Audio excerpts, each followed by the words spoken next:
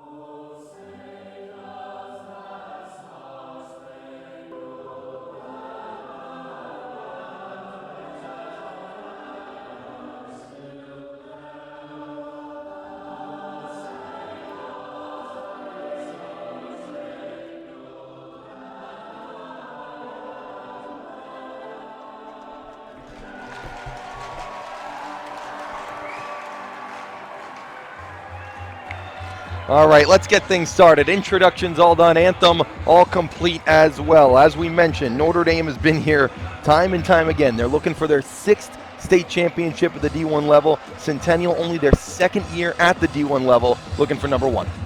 Yeah, I tell you what, this is going to be interesting to see how the nerves play out for the Centennial team right away. You talk about a team that's just coming into the D1 ranks, and now they have to go against a team that's been here 4 times in a row on the biggest stage in the state of Arizona. The important thing for me right now is this Centennial start. They've got to get this. They got to get through the first 5 minutes. You can't get overwhelmed with the crowd. You can't get overwhelmed with Notre Dame's jerseys and looking who's across the other side of the rink from you. You got to get through the first 5 minutes if you're Centennial. Let's go through the starting lineups. We mentioned the goaltenders for both sides. Matthew Gahan for Notre Dame, Chance Taylor for Centennial. Adam Kaplan, Madden Hogenauer for Notre Dame on D, with Borzone, Bjorndal, and Reed Gramlich up top. For Centennial, Casillas and Niles back on D, and Gabuya, McCaughey, and Switchenberg started up. You see Switchenberg's now going to play a little forward tonight with both Casillas and Niles on D. I think this Switchenberg kid, he talked to Drew yesterday. He's a guy that can play. He can play anywhere. He's a big kid. He's good, high skill, again, high speed. We're going to see him play on the back end for sure because he defends extremely well. But it's time to play hockey.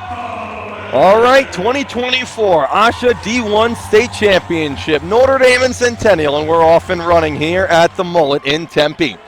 Kaplan will whip it around. Taylor gets a chance to play it. Gave it away to Bjorndal. Borzone will keep it going around the track, and Hogenauer couldn't keep it in. A Notre Dame team that's been here the last 4 times in the state championship. Centennial went D1 last year, only 3 wins. Now looking to be at the pinnacle of the state championship. Gramlich to the net. Backhand try save. Another try, and Taylor makes the save. A good start for Chance Taylor. And that's what we're expecting out of Reed Gramlich. Gets turnover at the blue line. He attacks the net hard, gets a good opportunity, and I tell you what, gives Taylor a chance to get into the game right away with 2 quick shots from Gramlich at the shot and the rebound. Looks like Taylor's in it and ready to play. Taylor last played Tuesday against Flagstaff in the quarterfinals, 24 saves on 25 shots. Another shot comes in. Casillas blocks it down. Will try to use the wall. A good bounce off the official for the Coyotes, and out they come. Chase Kane, who's had a big playoff. 3 goals for Kane in those 2 playoff games. Here he comes in the slot. Knocked off the puck by Tate Mickey. It comes back out to Casillas and Niles. On the Centennial team, an older team. 14 seniors in their starting forwards, D, and their netminder, Chance Taylor, another senior. Casillas knocks it forward. Hordichuk picks it up.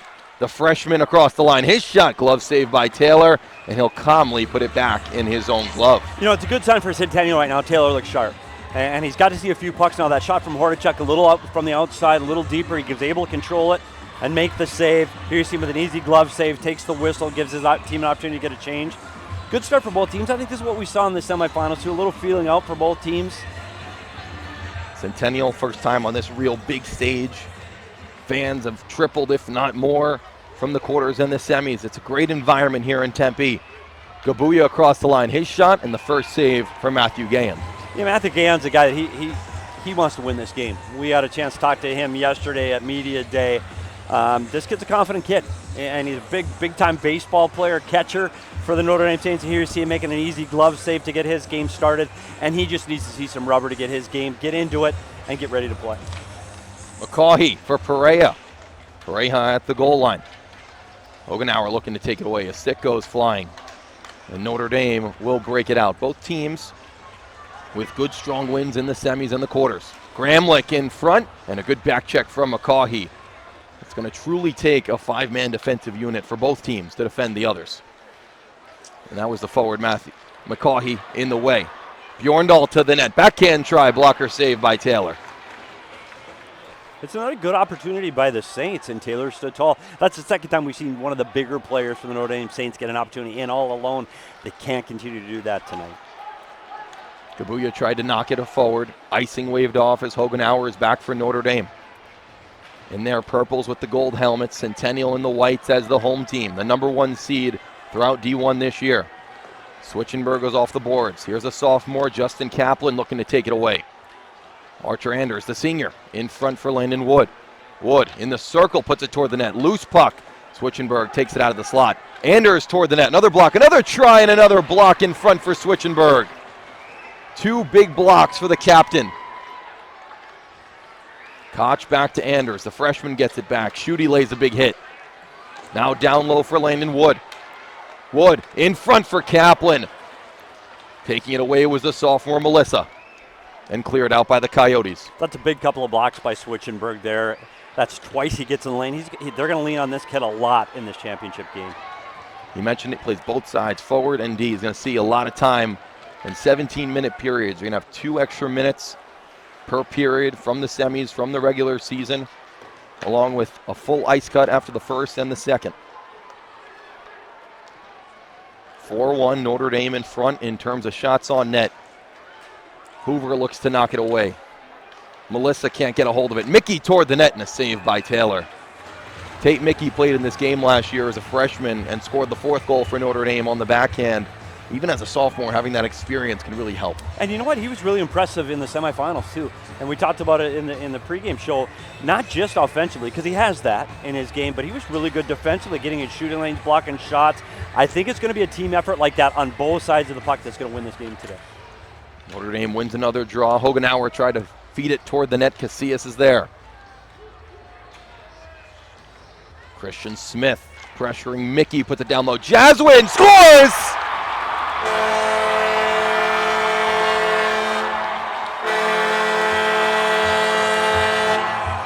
Drew Jaswin just 3.5 minutes in, and Notre Dame is up 1-0.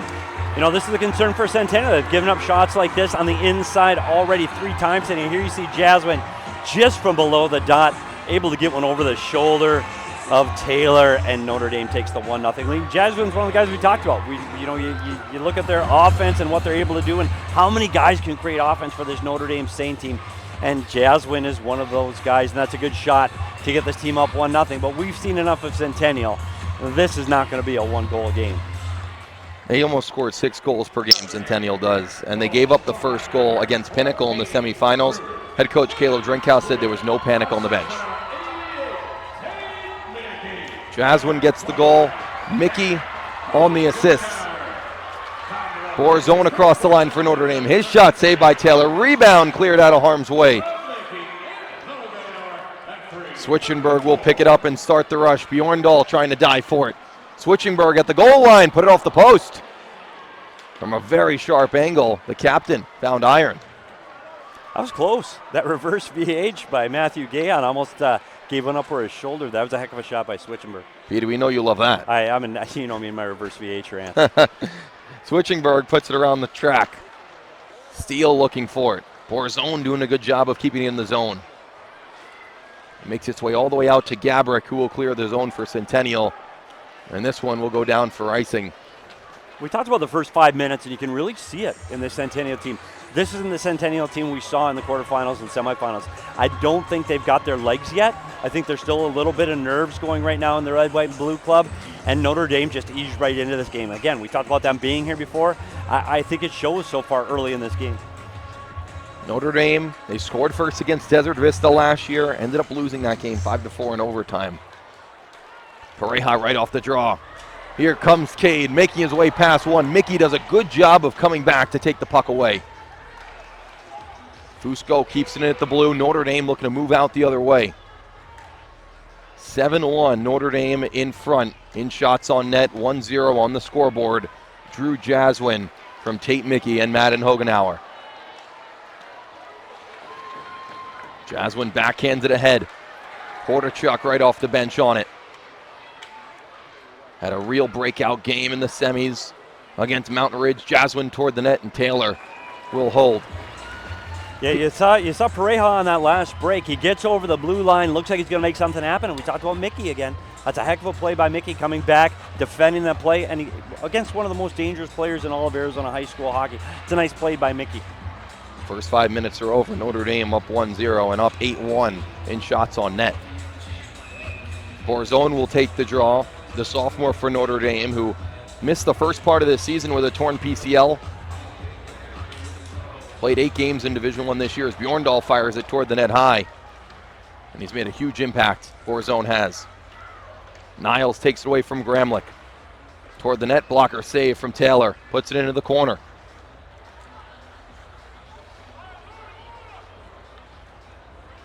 Niles turns with it. Centennial exits the zone. Anders gives it right back. Looks like a new stick for Chance Taylor in net as well. It's shining from up here. It's a state finalist, Dylan. Any advantage you can get. Got to look good to play good. Hogenauer turned it over to Gabrick off the wall, who couldn't control. Calm play by Borzone in the corner. Kane pins him to the wall. Chase Kane applying the physicality in front of the Centennial student section. And he's a big kid. And you got to watch the physicality in this game because both of these teams on the power play are absolutely dangerous. So you don't want to be sitting in the penalty box. I was going to say that play looked offside to me, but what the heck do I know, Dylan? No, you see, Kane has had a great tournament so far. He's one of those guys, if he hasn't been able to get involved offensively, he can try to get involved physically. He is a big body guy, usually spends his time in front of the net in the blue paint, but there he's trying to dig it up in the corner. And as the Notre Dame player came in behind him, you got to worry about that cross-checking, using your stick fouls. Notre Dame doesn't need to take a penalty here in the next few minutes in this first period. Chase Kane with 2 goals against Pinnacle in the semifinals on Thursday night. 1 on the power play. Here's Perea over the line. Cade Perea to the goal line. He'll go around, wrap around try. Couldn't turn over the wrists. He gets it right back past Jaswin. Chase Kaplan applying the physicality. Here's the top unit. Back at the top, Niles, his shot blocked away. A diving play by the freshman Hordichuk to deflect that puck out of the rink. Yeah, you talk about the team defending for Notre Dame. You talk about that play at the net with Perea coming around for the wraparound. Able to defend it. Here's the shot from the point. And you see Hordichuk getting in the lane, getting a stick on that puck and deflecting over the glass. Great team defending by the Notre Dame Saints right now. But again, you're starting to see the speed of Perea starting to creep in. That's 2 rushes in a row where he's getting close to the net. The fear now is Gahan hasn't seen a puck in what, 4 or 5 minutes now? Not counting the Switchenberg post, had to be. It comes all the way around for Gramlich. For Borzone over the line. Borzone shoots off the stick of Niles and out of play. I think both teams are still in that feeling out period too. The ice has been tilted for the Notre Dame Saints. So let's be honest, they're out shooting 8-1. You know, we're 7 minutes into this game and it's been Notre Dame. I think Centennial is going to have to find a way to get to their strengths. We talked about their defending. They're trying to get sticks and lanes. They're trying to keep Notre Dame out of the blue paint, but they're going to have to find a way to generate some offense, whether that's dumping it in, getting in on the forecheck, or getting that team speed going. It'll be an offensive zone draw for the sophomore Justin Kaplan. Pushes it forward. Smith is fighting for it. McCaughey as well. You see a lot of this top unit for Centennial that plays in their defensive zone. McCaughey, Perea, and Gabuya. Casillas knocks it ahead for Perea. Across the logo is McCaughey. Perea will take it back for Centennial and toss it all the way across. Revs up the engine. Cade Perea in the circle. Backhand pass in front. Couldn't connect with his teammate. Centennial will try to come back the other way, and McCaughey does a good job of coming on the back check. Here it comes over the line. McCaughey shoots. Blocker saved by Gay, and it comes right back in front. Perea shoots. He scores!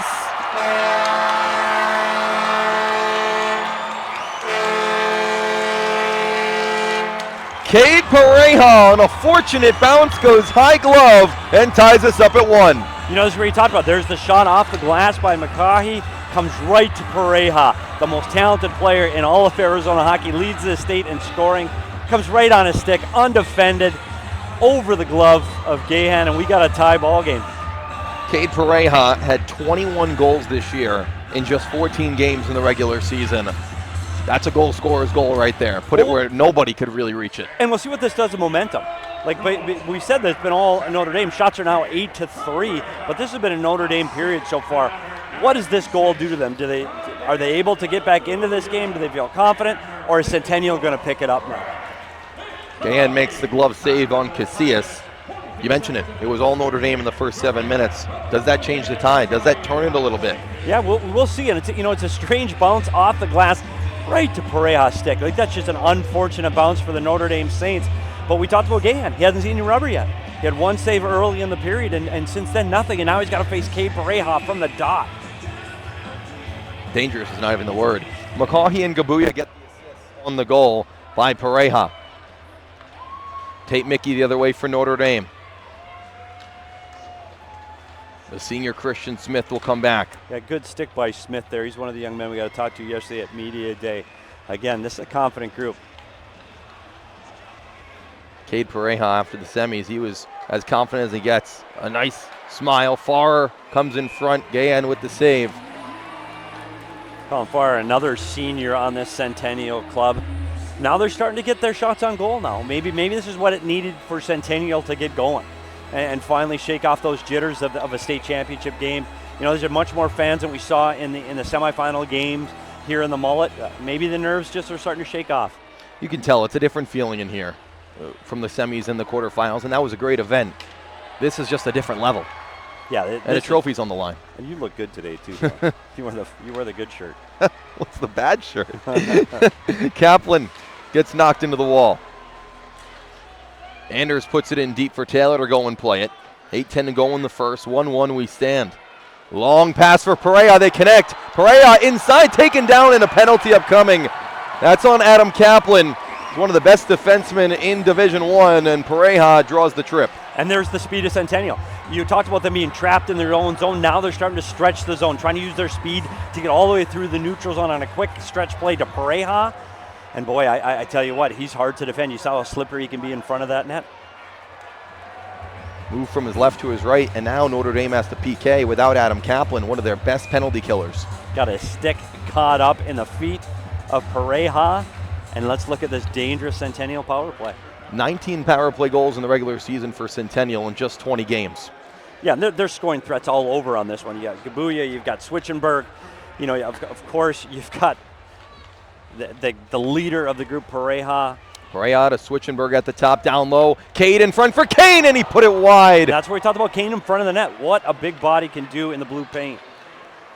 Very reminiscent of their second goal against Pinnacle in the semis. Switchenberg stands at the top. Big shot in McCaughey, and a block by the sophomore Jack Wilson. Kept in by the big body of McCaughey. Wilson taken down by Kane. Yeah, 40 seconds gone to the power play. I think Notre Dame wanted to see a tripping call on that one. In front for Gabuya. Bjorndal pressures. Kept in by Centennial.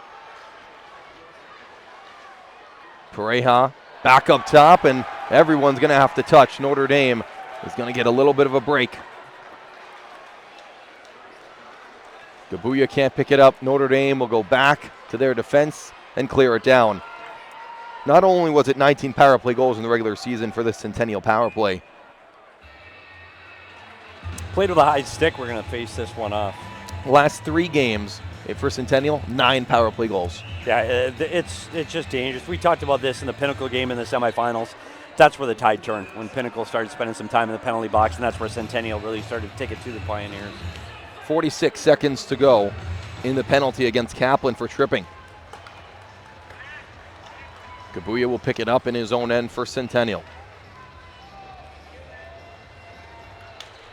Here comes Pareja. The one-man wrecking ball across the line. Pareja drops it for Gabuya. It finds Switchenberg. Switchenberg with space, shoots, saved by Gahan. I'm not sure if Gahan got to see all of that one, but great positioning at the top of the blue paint, able to smother that one in. But here it is. You see Switchenberg getting into the top of the circle, getting that through some bodies. Gahan's able to make the save and cover it up, and we got a whistle in the defensive zone. That's what happens when you have such an athletic D-man back there in Switchenberg. He can create plays on his own. Off the draw, Gabuya shoots, save by Gahan, got the glove on it, short side. Kept in by Pareja, 15 seconds to go in the penalty against Kaplan. Switchenberg at the top, will go all the way across for Pareja. Gabuya in the slot, tried to give it back to him. Gramlich applying the pressure on Gabuya. And Switchenberg will take it back for Centennial. Out of the box is Kaplan. We're back to even strength. Good penalty kill by the Saints. Pareja walks in. His shot, he put it high. Just missed the crossbar on a similar shot of the first goal. Now Mickey with some speed. Take Mickey to the net. Backhand save by Taylor.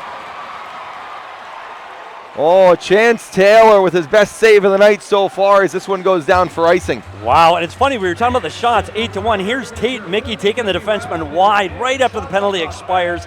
Tries to go from left to right, and what a save by Taylor. Getting the pad down. We talked about shots were 8-1 at one point. They're 9-9. Centennial's right back in this one. And now it's Taylor that's been sitting there for a while. What a great left pad save by Taylor. You said it. Centennial turned the ice with their power play after scoring as well. First time Taylor's seen a little bit of rubber in a while. Yeah, and I do think it was nerves for this Centennial Coyote team. And I think they're gone. Pareja kind of calmed everything down for them. Yeah, you know what? And that's what you need your skill players to do. Gabrick knocks it ahead. Here's Gabrick shooting, and a glove save by Gayan. Yeah, and Gayan just takes that in smooth, calm, confident in the blue paint. I'm sure he's frustrated giving up one. He's a guy that takes a lot of pride back there, but he's played extremely well, and he had to make a couple big saves on the penalty kill. Here he is here getting the wrist shot from the top of the circle. Square, gloves it in. No problem for Gayan. A Centennial team with a lot of experience. Not in the playoffs. That was the storyline. They've kind of put that to rest. 14 seniors on this Centennial team. Notre Dame not far behind with 7. All playing in their last high school hockey game potentially. The winner will go to Nationals, represent Arizona at the National Tournament, Philadelphia, Pennsylvania in March. Ahead for Bjorndal. Watched by Smith. Bjorndal in front, saved by Taylor. It went off the skate of Borzone, and Taylor had to be attentive to keep that out. Now some words after the whistle with Gramlich, and it looked like Casillas. Here you see it out in front, all off his skate, but Taylor is right there with the pad again. Taylor's looking good. Again, confident. I think he, along with this whole entire Centennial club, had a little bit of nerves coming into this one. This is the game we expected, Dylan.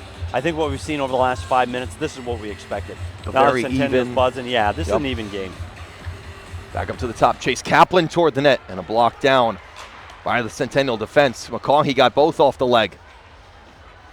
McCaughey's been so impressive offensively for Centennial, but you got to give him a lot of props for his defensive work. You know, it's a lot of guys on both these teams. It's surprising who's getting in lanes. Kabuya tips it ahead at the goal line. He'll wrap the net. Takes a hit from Chase Kaplan. Kaplan and Gabuya are on the same travel team for the Sun Devils. Now opponents.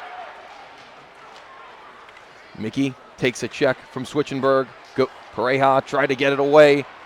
Mickey at the goal line in front. Hordichuk, and a save by Taylor.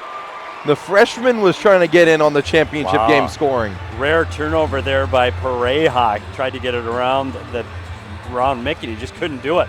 Mickey picks it up. Nice soft touch pass to Hordichuk in front of the net. Hordichuk, the freshman, right into the pillows of Taylor.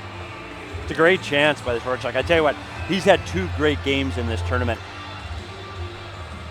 Had a great season, and Notre Dame is not a team that usually brings up a lot of freshmen to their Division I team. Hordichuk pushed that envelope, and he's been very good for them the entire year, and now especially in the playoffs. Bjorndal in front, and Taylor had to direct it to the corner. Down low for Borzone. This is the top unit for Notre Dame. Bjorndal, Borzone, and Gramlich. Taken away. And here come the Coyotes. Chase Kane over the line. Kane to the outside. Deflected off the stick of Hogenauer. The junior defense stopping that shot. Steal to the net. Saved by Gayan with the left pad. Down low, Gabrick looked to feed Steele in front. Off the stick of Hogenauer. Cleared away from Notre Dame. Almost reached Gramlich. Good play by Niles. Kane one more time. Back in front for Steele. Couldn't get the backhand off. The puck pops up, and picking it up is Borzone behind his own cage. Turned it over for Gabrick, who shoots. It went wide. 3:10 to go in period number 1. Cleared all the way down. Who's going to get there first? Niles does. Almost put it in front. Gramlich was there for the taking. What a one-handed play by Niles to pull that puck behind the goal line safely. Now back in front. Borzone fighting with Smith. Both sticks fighting for it. Back to Chase Kaplan, who shoots. Deflected off the body of Niles and wide. Wood will backhand it down. Dangerous play. And the Coyotes will clear out the zone. A 1-1 game with 2:35 to go in the first period. Both teams have had their stretches. Kaplan behind the net. Back in front. Koch, he put it high. That's the freshman getting on the ice. A big game against Brophy, a goal and an assist. And now a big chance in the championship. Now down low. Wood tried to feed the center. He had Justin Kaplan. McCaughey behind his own net. He'll skate it out for Centennial. Long pass, cross ice for Pareja. Off his skate. Him and Kaplan go into the corner.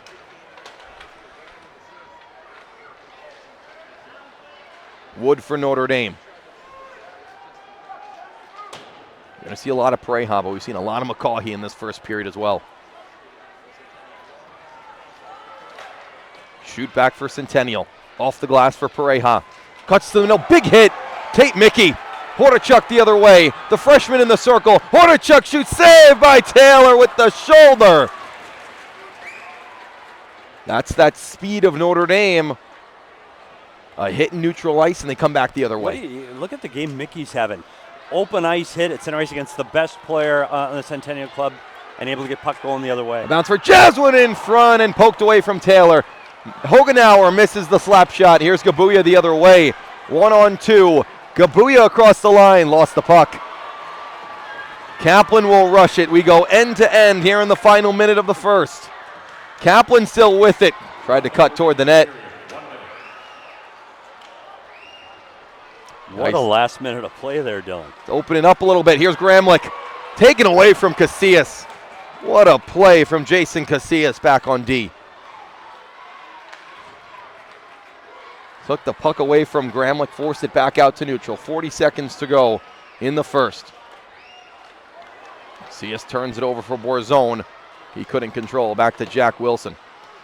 Talked to defensive coach Taylor Nelson for Notre Dame. He speaks glowingly about Jack Wilson, the sophomore.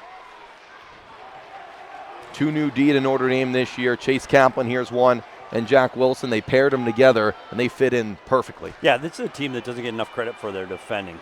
And I think through this first period, they've done a great job containing the speed from this Centennial Coyote Club.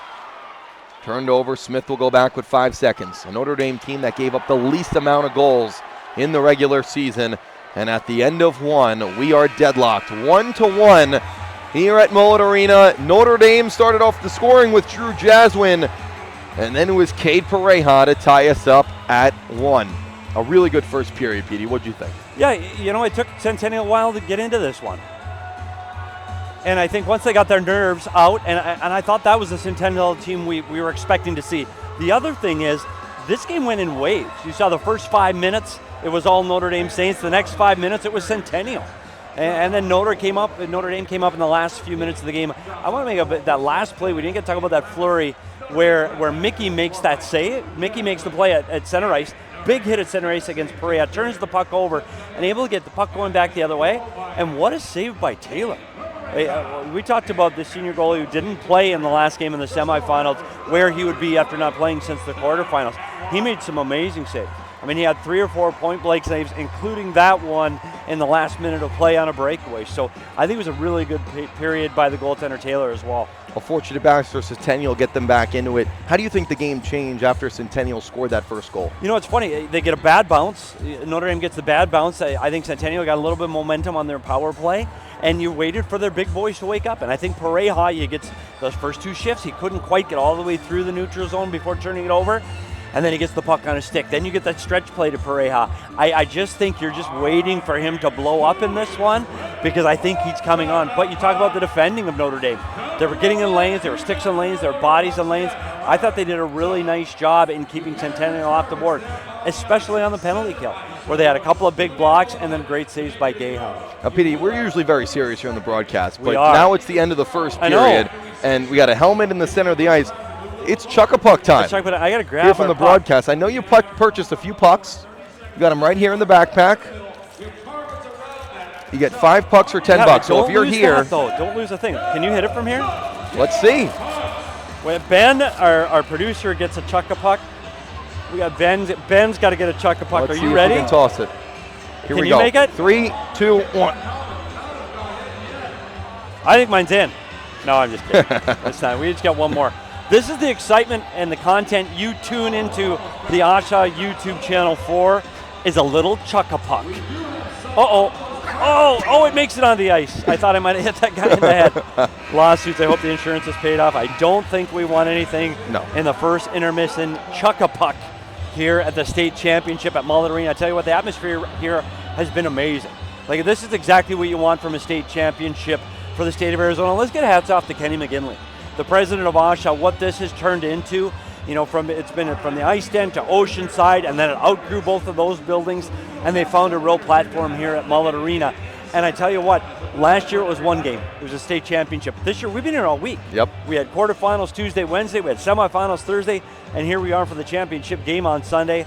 And they've done an outstanding job here. Kenny and Jenna and the entire staff at AHSHA pulling this thing off. It's been absolutely amazing. What a great season, and another really good championship so far. 1-1 after one. Pete, I don't want to kick you out, but we have a guest coming up. We got a couple guests coming on. I'm old. I can't talk this much and this long anyway. We're going to bring on a few of the Desert Vista guys from last year. Ryan Jim is here, Daniel Riley, Marcello Lane. We got them mic'd up. We're going to get their mics right there.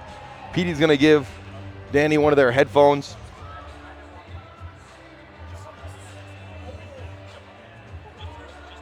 Now, these guys won the championship last year right back here at Mullet Arena.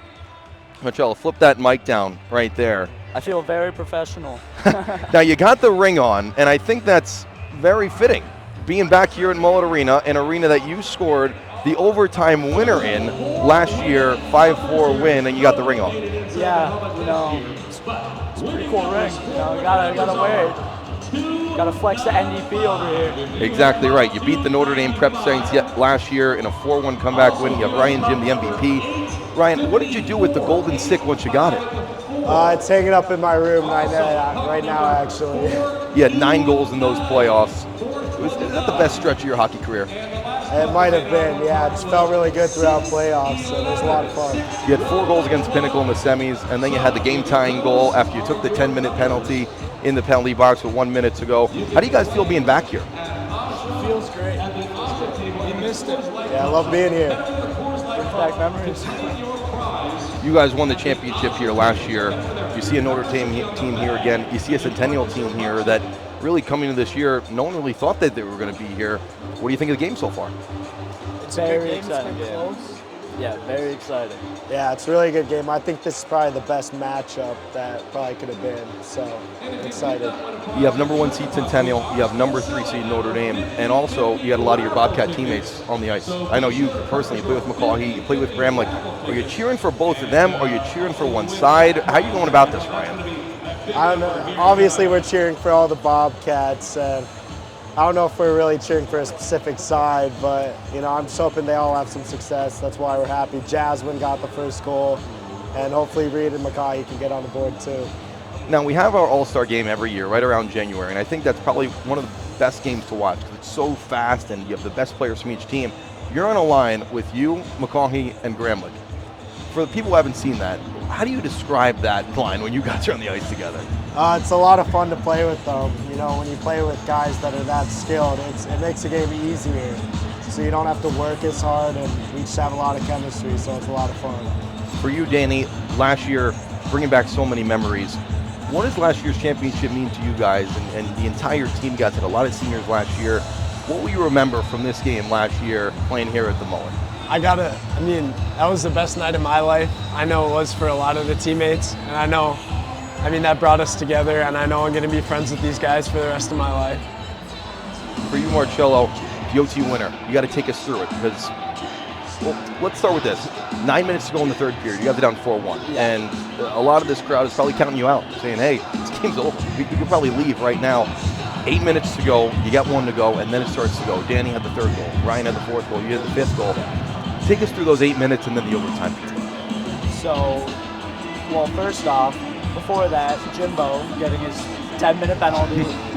After the second period, we changed up the lines a little bit, thought it might work, and then he decides to ruin that by getting in 12 minutes. And then, we start getting some power plays, and Kimbo pots one, his second one of the night. And then a couple minutes later, Danny pots his, then a minute left, Jimbo his, and then overtime. We started off on the PK, not too good. Kill that off, and then, in the play, we go down. I think I shot it with my eyes closed, and then... Now, Enzi was with you, and his shot was blocked, and then it just ended up running your sick, right? Yeah.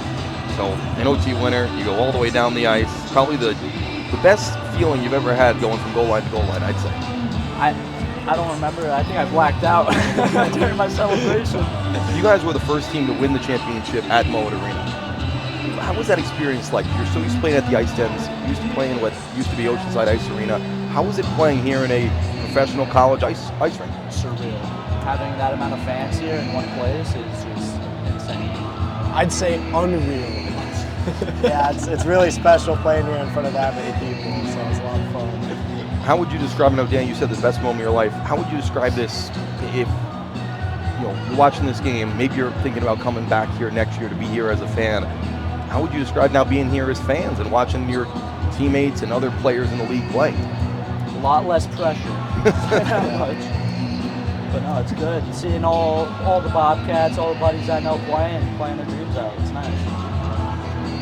Yeah, it's a lot of fun seeing friends here that don't even play high school hockey, but they're just here to watch the game. So I think it's great. I think that's the best part. Yeah. Of course, Notre Dame's going to have a lot of fans taking a photo. Pinnacle's going to have a lot of fans. But Desert Vista, we didn't really know how many fans were going to come. You guys had a huge crowd here, especially in the student section down below.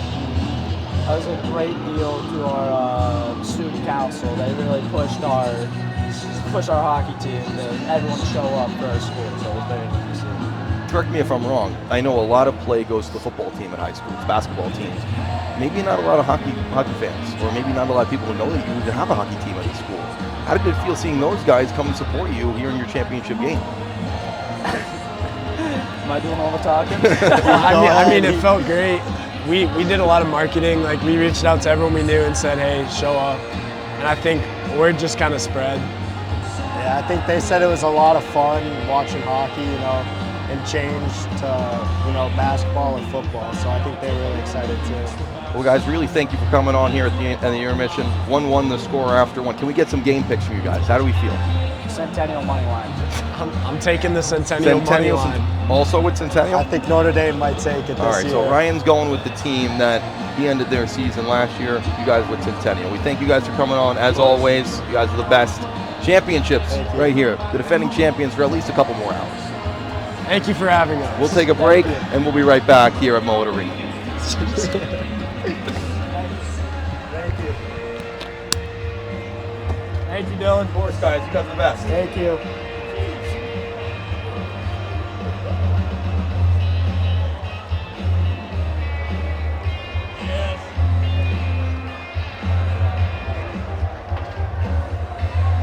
That went great. That went really good. So these are off and on. Didn't get these back.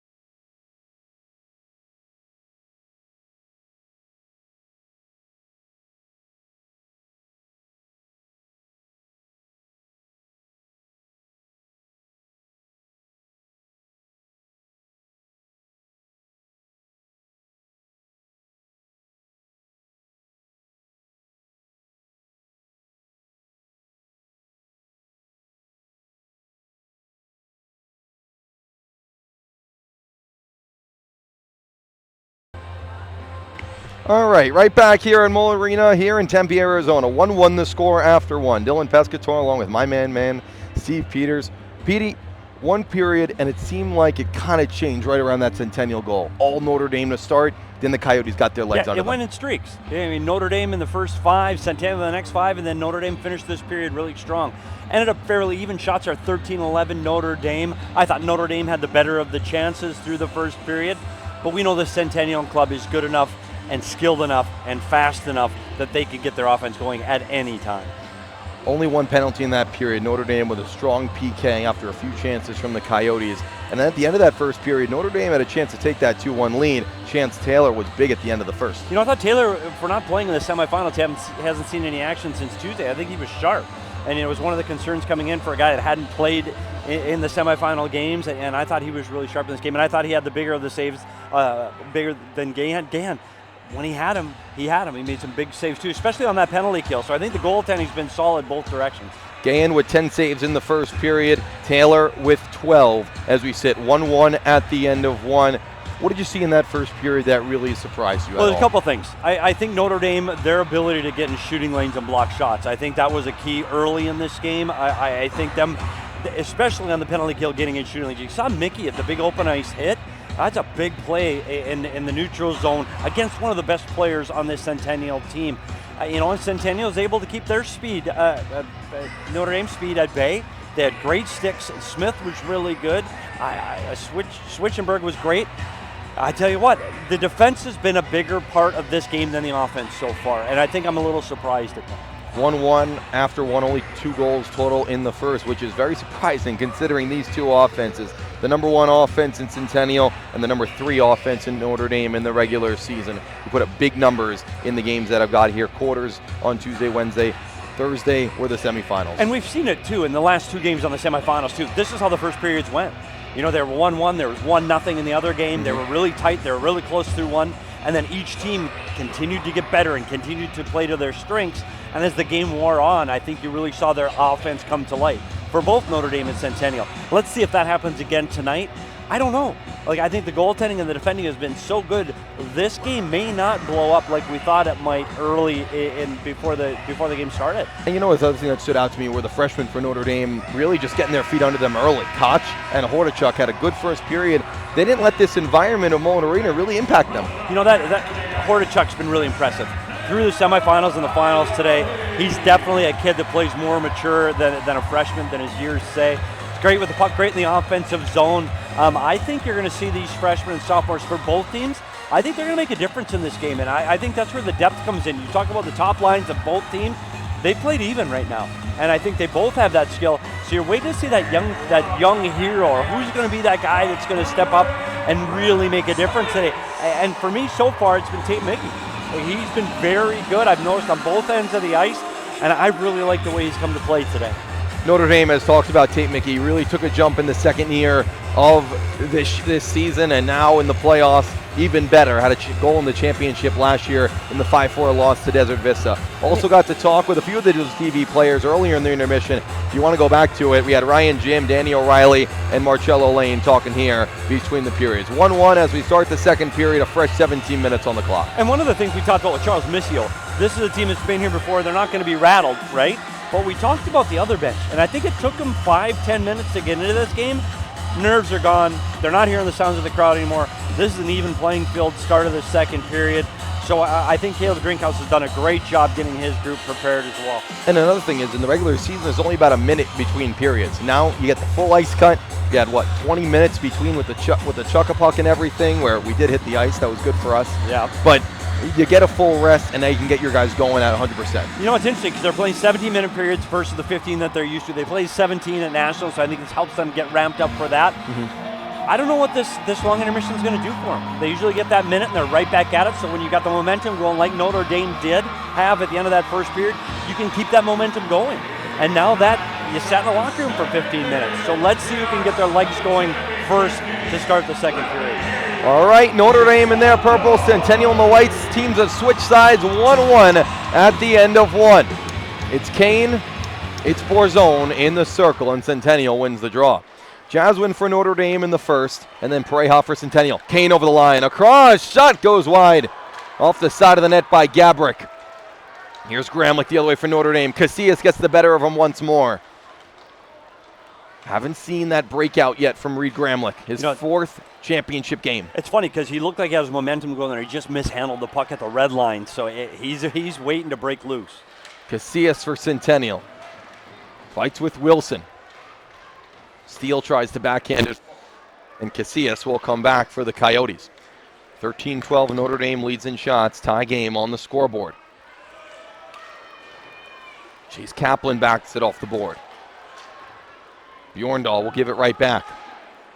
As a Centennial D-man, you always have to look behind you because you have Gramlich kind of almost like a snake there ready to strike. I think that's one of the things they've done well. They haven't gapped up. They haven't been really tight up in the neutral zone because they don't want the Notre Dame forwards getting in behind them through the neutral zone like we've seen throughout this tournament. I think they've done a really nice job.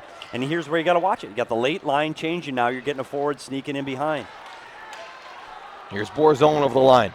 Sam Borzone backhand try, and Taylor holds onto it. Taylor, the senior, gets the start. Started in the quarterfinals. Let up that first one, but he's been good ever since. Yeah, he's been solid. He's been solid. You know what? We saw great goaltending by Gibbs in the semifinal, and I think we're seeing it tonight in the championship game with Taylor. Jaswin had that goal to start off the scoring for Notre Dame. He's in the face-off dot. Mickey helps it back to Hogenauer. His shot blocked down. Got it right back and had another shot blocked. McCaw, 4 shot blocks already today. Been very strong defensively. Niles for Centennial will whip it around the boards. Gabuya, Centennial. Holding in the corner. Switchenberg now. Getting a little bit of run it forward. Hogenauer puts him down to the ice. Jaswin with speed coming from behind his own cage. He takes a spill. Some fresh ice. Just flooded it. Jaswin goes down in the corner. So does McCaughey. Gahan will keep it going for Kaplan. 2 minutes gone here in the second. The period of the long change.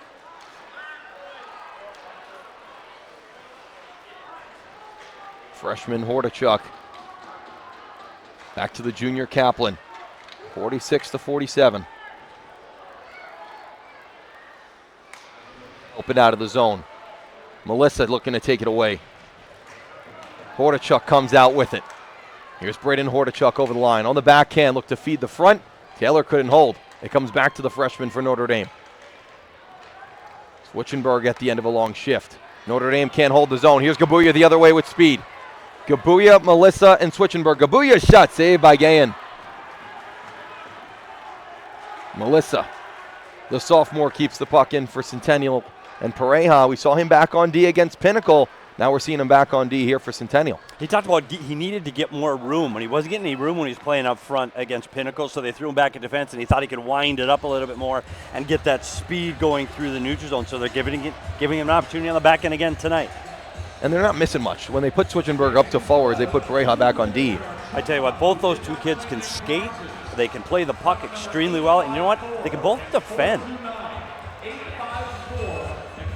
Again, Gahan with a nice save before this whistle. I think he's getting into this game. We're seeing more shots. That one, again, when he's playing well, he just looks calm in the blue paint, and he's doing that today. A lot of shots on both goalies already tonight. 15 for Notre Dame on Taylor, 14 for Centennial on Gahan. Gramlich taps it ahead for Borzone. Bjorndal can't collect. He'll cross the line with it. High shot goes above the crossbar. Chase Kaplan keeps it at the blue. Good bounce. Borzone in front, and Bjorndal's shot. He didn't have enough room, and Taylor came out to the top of his crease. You know, that's a rare miscue by the Centennial defense. Let's take another look at it, all alone in front of the net. Centennial's done such a good job at defending the blue paint, but here Taylor has to come up big to save and bail out his defenseman on that play. Bjorndal with that loose puck in tight as well. Not enough space to move around. Yeah, and it's their top players. You can't give those kind of opportunities to their best players. A rare misstep by the Centennial D-corps. Christian Smith back for the Coyotes. Kane will tap it ahead. Casillas for Centennial. Puts it on Gahan, who makes the blocker stop. Koch just gets it ahead to Justin Kaplan, who loses it. We have a very old, experienced team in Centennial with a lot of 14 seniors. Yeah, they nice job standing up the blue line there, not allowing Kaplan to enter the zone. Hogenauer with a block on Christian Smith. Notre Dame the other way.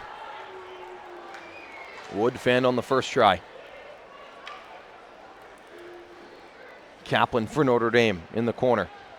Head coach Charles Missio said last year didn't really take in that 17 minutes. Sometimes their top guys got a little tired. Now you're going to see their third and fourth units come to work. They have that experience of playing in a game like this with 17-minute periods. Kane in front, and they couldn't find Steele. Mickey the other way for Notre Dame. Tate Mickey with a good first period, looking to continue. He gets it back in the corner. Down low, Perea takes it away. Play both sides of the puck. Big hit by Hordachuk. Notre Dame keeps possession. Wilson puts it into the corner. It's going to be an icing. He did not reach the red. Been a defensive battle this period. You know, we talked about how much these teams and how much offense they have, and we're still waiting for Gramlich and Perea to really break loose in this. I know Perea's got the first and only goal for Centennial, but we're just waiting to see that speed break through. You got some Notre Dame students coming here, and you see that at the college level. Petey, they went shirtless, they painted their chest purple, and they got SAINTS. There you go. Dylan, thank goodness we didn't have to do that. Bjorndal ahead for Gramlich, lost the puck. Farrer for Centennial across the line. His shot went wide. Now the other way we go. Bjorndal across the line, shoots, glove save by Taylor. Bjorndal got a good piece of that one. Yeah, and I think it might have rode up the Centennial defenseman's stick. That's a really nice save by Taylor. Nice glove save. You're going to see it on the replay. I don't know if he gets a stick on this one or not. Yeah, it might be through the defenseman's leg. That's a heck of a shot. Nice save by Taylor. He's been sharp. He's been sharp. Especially after the first goal given up. So Jasmine in the face-off dot for Notre Dame. Already 17 shots in on Taylor. He saved 16 of them. Perea behind his own net. Gabuya, McCaughey, a perfect breakout. McCaughey over the line. McCaughey trying to fight his way toward the net, and Kaplan takes him off the puck. Nice defensive play by Kaplan against one of the stars on the Centennial team. Hordachuk looked to leave it. Perea the other way for Centennial. Up ahead for Switchenberg, he couldn't control. Another loose puck. Gabuya in the circle. Drop pass for McCaughey, caught up in his skates. Well, lucky that one didn't connect for the Notre Dame Saints there. McCaughey all alone. That would have been a 2-on-1 in front of the Notre Dame net. He had Switchenberg on the far circle. Over the line is Switchenberg. All the way across for Gabuya. Couldn't connect immediately. Down low for McCaughey. At the goal line. Puts it in front, looking for a cutting Gabuya. Niles looks to keep it in, and he does a good job at that. Pops out to Sam Koch. Here's the freshman Koch against Perea. He'll wait, puts a soft shot. Kind of ran out of the room corner there against that Centennial defending core there with Perea. And McCaughey was coming back to defend as well. Here's Perea starting it up. Pass one, pass two. Perea still with the puck. Going in 1-on-4, and he got taken off the puck by Hogenauer. Again, nice defensive play by Hogenauer. That's 2 rushes in a row where the Notre Dame defenseman's able to break up the play. And you see the Saints, they make a quick stop in the defensive end. They're immediately thinking going right back down the ice. Yeah, but it starts with the defenseman. I mean, it's been 2 good sticks. You're going to see it again with the rush by Perea coming in on the defenseman. Another nice play. Stick on puck. Looks Perea right in the chest and just pushes him off to the side. It's a really nice play. That Notre Dame defenseman looking sharp in the second period. Here's the top unit for Notre Dame looking to get going. Borzone pushes it forward off the draw. Borzone will circle the zone. Shoot, save by Taylor. Reminiscent to his first goal against Mountain Ridge. Yeah, I was seeing AHSHA there from Borzone at the high in the zone. That one is a tough play for Taylor. Adam Kaplan picks up the puck, and Kane takes it away. Under 10 minutes to go in the second period. Christian Smith over the line. Smith, one move. He gets taken down. Penalty upcoming. against Notre Dame for tripping. What a play by Christian Smith. I tell you, that kid defends incredibly well, but that's a heck of an offensive outburst by Smith. And here he goes across the blue line, makes a nice play, cuts to the middle, and just the stick underneath his feet takes it out. Bjorndal to the box for tripping. And here we're going to see that Centennial power play back to work. Came up empty in the first, but you can't continually give this group looks on the power play. 0 for 1 so far. Second penalty of the day, both against Notre Dame. Off the draw, immediately cleared out. 2-on-2 rush. Jaswin had a shorthanded goal against Mountain Ridge. He shoots, saved by Taylor. Rebound came right back in front. Gabuya goes across for Kane. It's Kane, Pareja, McCaughey, Gabuya, and Switchenberg, the 5-man unit. And they'll have to come all the way back out to neutral.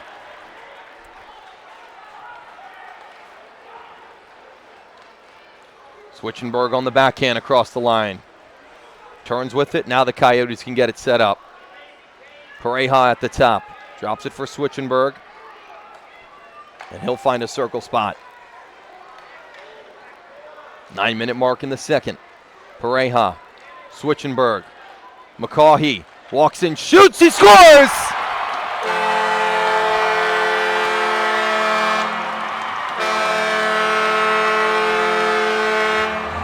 Ryan McCaughey, power play goal, Centennial, up 2-1. We've talked about that power play. There's that pass from Switchenberg down to McCaughey off of the left dot, and he's able to get it by Gahan. That's a great shot. Great play by Switchenberg, making that play, finding the open man down low in the zone, and Centennial's power play comes through. What a wicked shot from McCaughey. Right from the circle.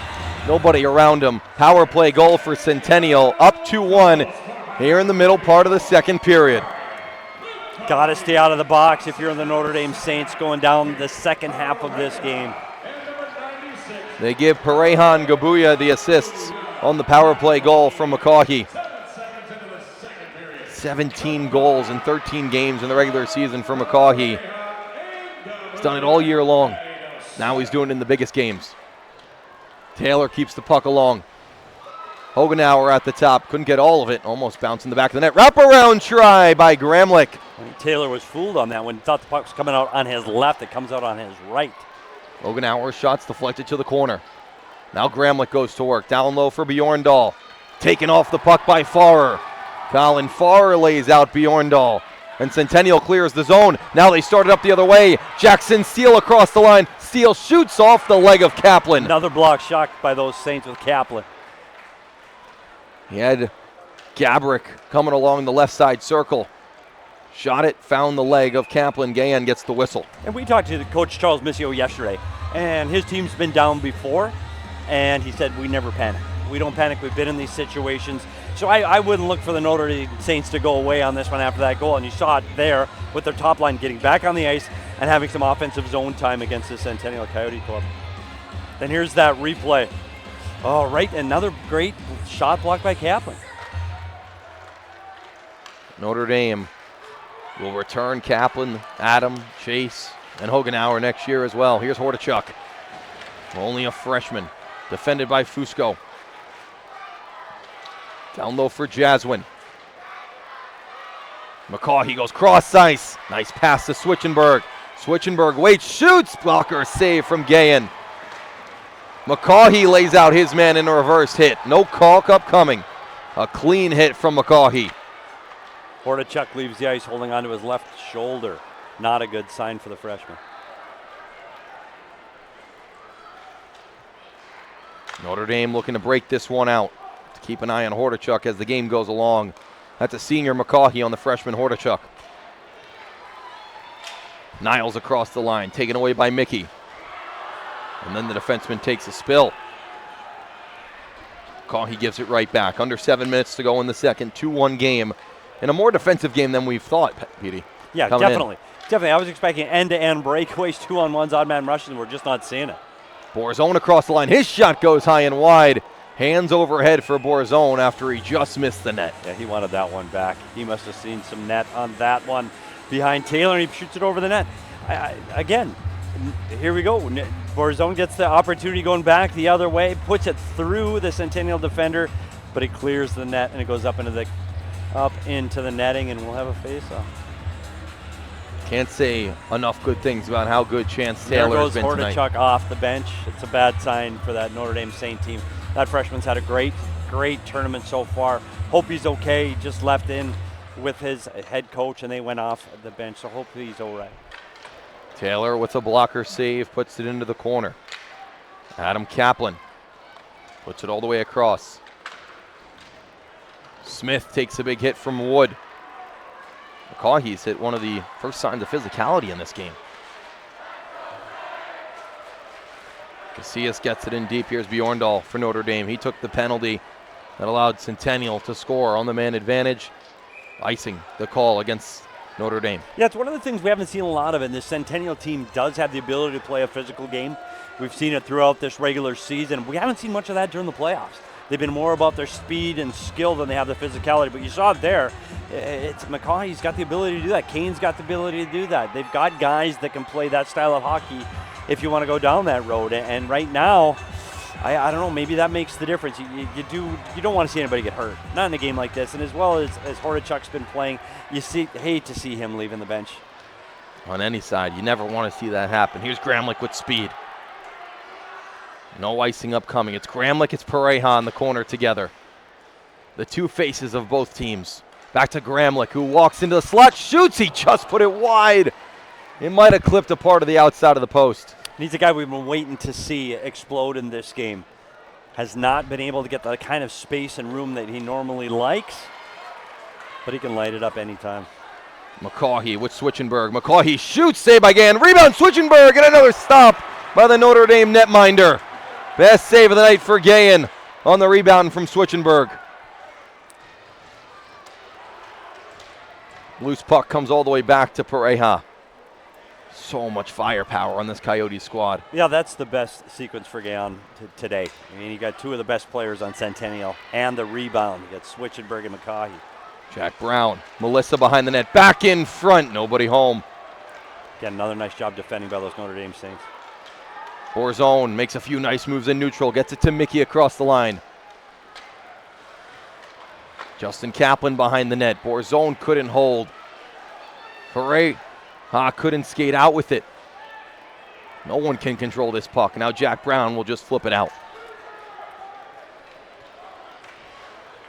High shot totals, a lot of chances for both teams, but a very stout defense from both sides.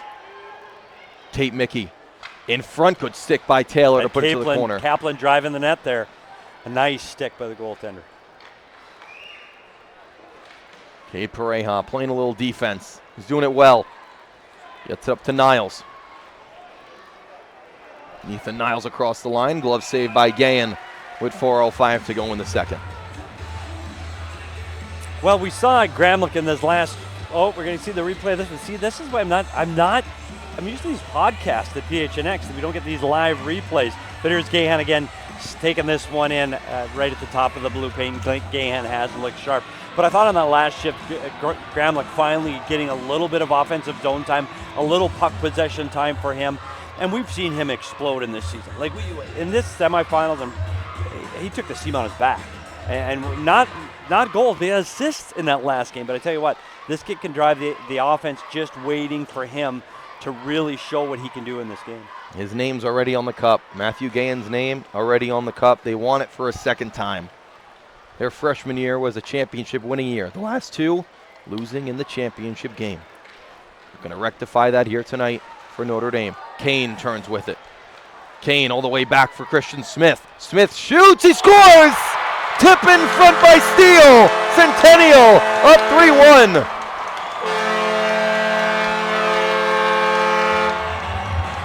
What a tip. It was Steele in front, the sophomore. The Coyotes up 2. Nice shot by Smith. Nice patience. Makes a lane for himself. Pulls the puck in. And you can see Jackson Steele in front of the net getting that one past an outreach. Yeah. That's a big-time goal. And you got to give the credit to Smith, be able to pull and change that lane. You can see the Notre Dame defender coming out at him, pulls it to the middle, and able to get the shot on net. And now it's a 3-1 lead. Steele wide open in front, and a great tip over the glove of Gahan and in the back of the net. First time tonight we've seen a 2-goal lead. And it's funny because we brought this up to both coaches yesterday. We talked about a 2-goal lead, and we said, are you concerned with a two-goal lead? And both of them said no. We've got the offense that we can come back from a deficit like that, so we are not concerned. Christian Smith gets the only assist on the goal by Jackson Steele, a sophomore. 12 goals in 14 games in the regular season. And he's been good. He's been good in this whole playoffs. He's a guy that we've noticed throughout this tournament, and he comes up with a huge goal. Had a goal against Pinnacle in the semis, now 2 straight. 3:15 to go in period number 2. Coyotes up 3-1. Hogenauer all the way across. Smith can't take it away from Bjorndal. Bjorndal for Gramlich, off of his stick. You can tell these Coyotes have been keying in on Gramlich all night long. They've been doing a great job. Kane across the line with Steele. Puts it wide. Bjorndal on it at the half wall, and he'll turn and exit. Switchenberg will chip it in.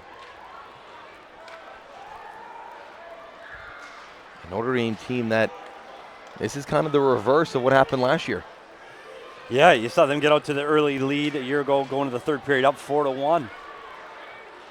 Gabuya all the way across. Loose puck taken away and cleared out by Notre Dame, but not out of the zone. Switchenberg with a good job on the forecheck. Long pass for Gramlich. Niles takes it right away. Switchenberg takes it in neutral. How can Notre Dame get their star players going here? You know, right now they're not getting any room. And this Centennial defending at the blue line through the neutral zones, they're not getting any opportunities. So, again, we talk about simplifying the game. When you can't get space in the neutral zone, you got to get pucks behind him. They're going to have to start dumping pucks in and trying to go get it against that Centennial defense because there is no room between the blue lines. Pareja enters for Niles. Loose puck tapped to the corner by Wilson. Mickey for Notre Dame. Big hit from Pareja. He can truly do it all. It hits McCaw. He takes it away from Mickey to Gabuya for the Coyotes. Looking down low. Under 90 seconds now in period number 2. Here's Jaswin. Jaswin across the line on the backhand. Pad stopped by Taylor. It's caught up at the side of the net. No whistle yet. And now we get it from the officials. And now some pushing and shoving after the play. They're going to send off at least Farrer, the officials are saying. This is the last thing Centennial needs. Yeah, I think they're just sending one, and I think this is going to give Notre Dame the opportunity to go on the power play. And we talked about emotions in a game like this. They're there. And here you're going to see it as Jaswin drives the net, plays over. Like, let it go. Once the whistle goes, you got to play between the whistles. And this is a mistake by this Centennial club, and they've played pretty mistake-free till now. Don't let the emotions get the better of you. Don't let this Notre Dame team back in this one. The power play goal now, we got a hockey game. Peter, you were exactly right. Farrer to the box, roughing for 2 minutes. How many times this tournament have we been seeing a penalty at the end of the period change a game? You know, both games in the semifinals, it's a penalty late in the game, and you don't want to see teams spending time in the box against either of these power plays. Hey, we want to see physical hockey. It's hockey. Physicality is part of the game. But keep it between the whistles, and you get so excited and into these games. You see Coach Drinkhouse wants an explanation from the coaching staff, or excuse me, from the referees right now on that call and why it's only 1 and not 2 going to the box on this roughing call. He would like to see both of them going to the box. Is that a bow tie on Coach Drinkhouse? You're exactly right. He's really been showing out with the clothing this weekend. Yeah, he had the pink bow tie in the quarters. Caleb Drinkhouse. That's a sharp look. Got to look good for the championship. Power play for Notre Dame, their first of the night. Hogenauer at the top, all the way across for Gramlich, who shoots. It got deflected wide. Bjorndal will take it. Bjorndal, Borzone, Hogenauer with Jaswin in front. Bjorndal shoots. It got deflected. Borzone looking for it. Gabuya takes it away and clears it down to neutral. 50 seconds to go in the period. Loose puck for Gramlich and Borzone. Niles does a great job of backhanding it out. Bjorndal. Gramlich cuts toward the net. Taken away by McCaw, and he clears it down. It's truly been a 5-man unit defensively for Centennial. Yeah, Centennial has been really good defending. And I know when we talked to the coaching staff yesterday, that's something they wanted to highlight. This team isn't just about their offense. This is a big penalty kill at the end of a period. You know, they are going to have some of it bleed over into the third period, but it's important that they finish this period off strong on the penalty kill. Borzone gets knocked off the puck. Then it comes back out to neutral with 7 seconds. Maybe one more try for Notre Dame. Gramlich over the line. His shot. Pad save. Rebound. They score! Bjorndal with 1.6 to go. We talk about momentum, Dylan. It's a funny thing. And it starts with Gramlich's shot that came from almost at the blue line. And the player rushing to get onside again. Like you think that could have been offside, but no, he gets all the way back. What a shot, and the rebound off of the back wall. Off of Taylor's blocker. Oh, is it off blocker? Off of the blocker, See, right to Bjorndal. Well, unbelievable. And that's that rebound right onto his stick. Oh, it is off the blocker, right onto his stick. And Bjorndal makes this one a ball game. As we talked about these penalties, you got to stay out of the box. And the momentum that changed in the games that we saw in the semifinals, there's 1.6 seconds left in this period. Notre Dame gets back on the board, and it's 3-2. 3-2 at the end of 2. 1.6 left. Cody Bjorndal, power play goal for Notre Dame. We've seen it time and time again. And you see the emotions coming out now, too. Mickey shoots the puck in from center ice, skates by the Centennial bench, kind of gives them an earful on what he's thinking. Maybe a little retribution for their fallen freshman forward. So I think that this third period could be a little exciting. We started to see some physicality creep in the second period. We're starting to see some guys chattering a little bit now. This is a ball game. I mean, this one-goal game going into the third period against two outstanding teams is exactly what we were hoping for. And Peter, you could tell in those last 3, 2, 1 minutes of the period before the penalty, Centennial had everything. They were in control. They were playing their game defensively. One mistake, the Prep Saints make you pay. Yeah, and we saw that in the Pinnacle game. I mean, that's when the tide turned in the Centennial's game against Pinnacle in the semifinals. It was back-to-back penalties, and the momentum shifted. I think you saw that here as well, and I think it's one of those frustration penalties. I think it's a penalty you don't need to take. It's after the whistle, the play's over, and it's just that emotion takes over. And you take a penalty you probably don't need to take. Power play goal for Cody Bjorndal. Assists go to Drew Jaswin along with Chase Kaplan. 3-2 Centennial after 2. 1-goal game going into the third, and we'll be back after the intermission.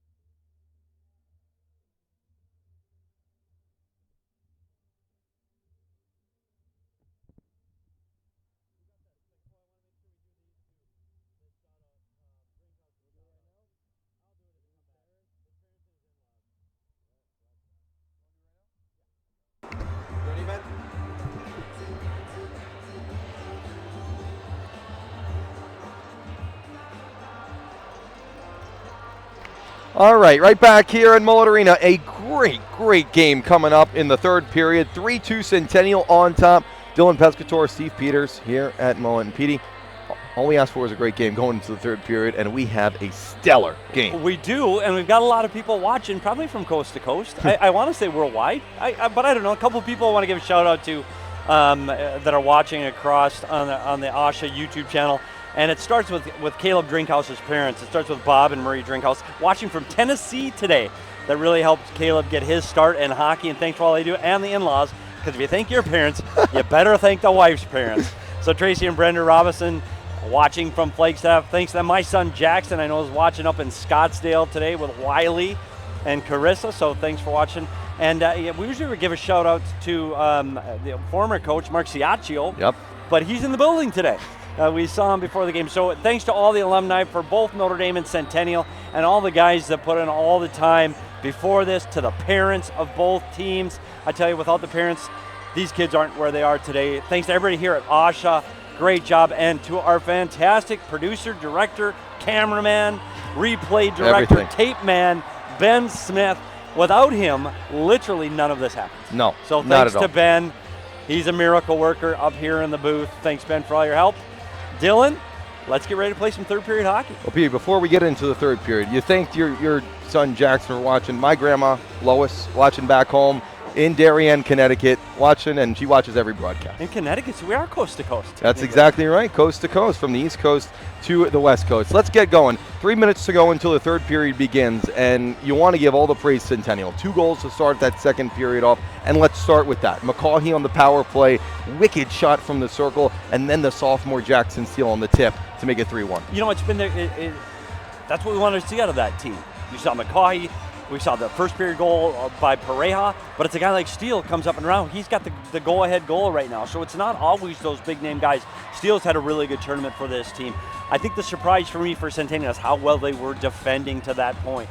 In lanes, block shots. We talked to 2 of their defensemen yesterday, their senior defensemen, and they said, hey, we pride ourselves in being able to defend and stop teams from entering into our blue line, and they've showed it today.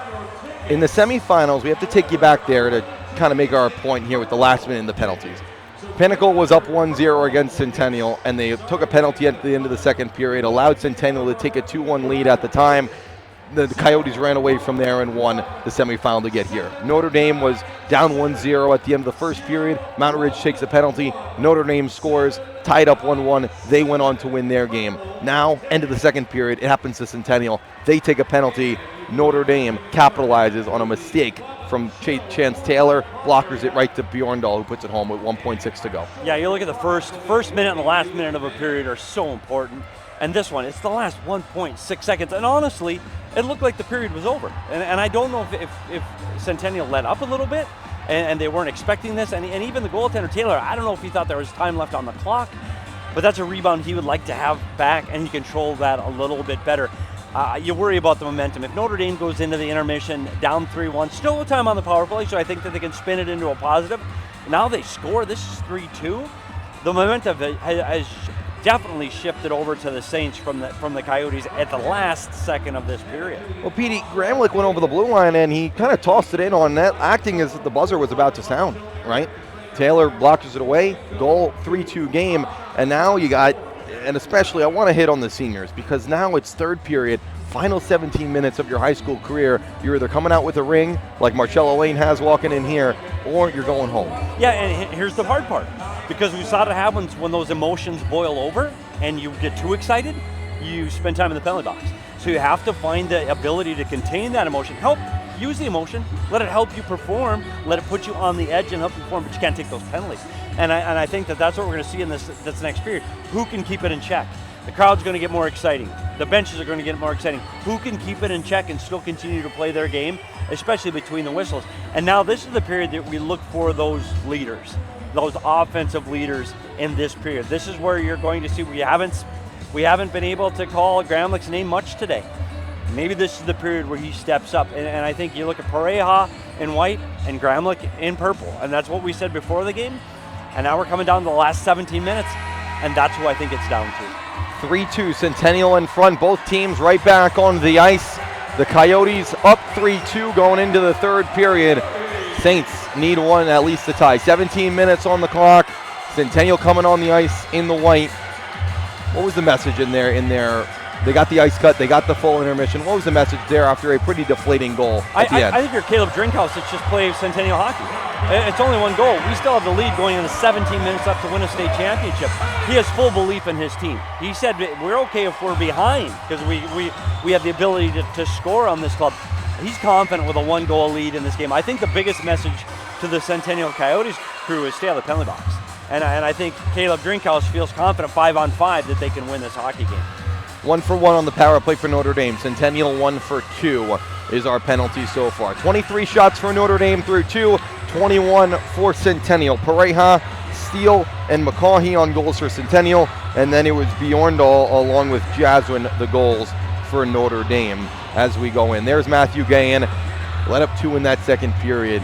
He's got to have a big third. Yeah, and I think this is the situation he wanted to be in. He's a senior leader on this team.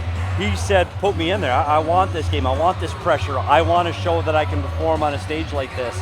I think this is where you're going to see the best out of the Notre Dame goaltender right now. He needs to have a near perfect period here in the third if they're going to be able to come back against the Centennial team. So look for him to be outstanding in the third period. All right, a fresh 17 on the clock. Notre Dame in their purples with the gold helmets. Centennial in the whites with their red helmets.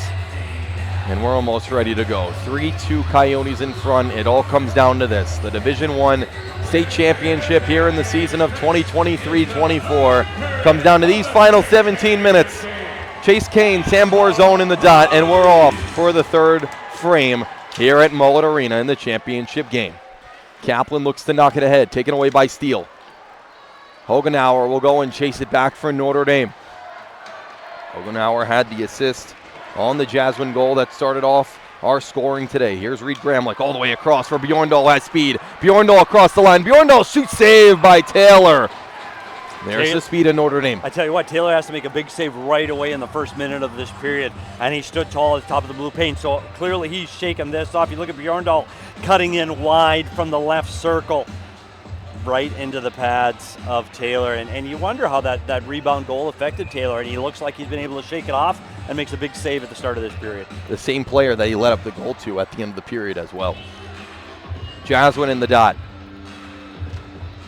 Tension has definitely picked up here at Mullet Arena. You can feel it. Hopefully you can feel it through the screen. Kaplan knocked off the puck, gets it lower. Niles looks to take it away for Centennial.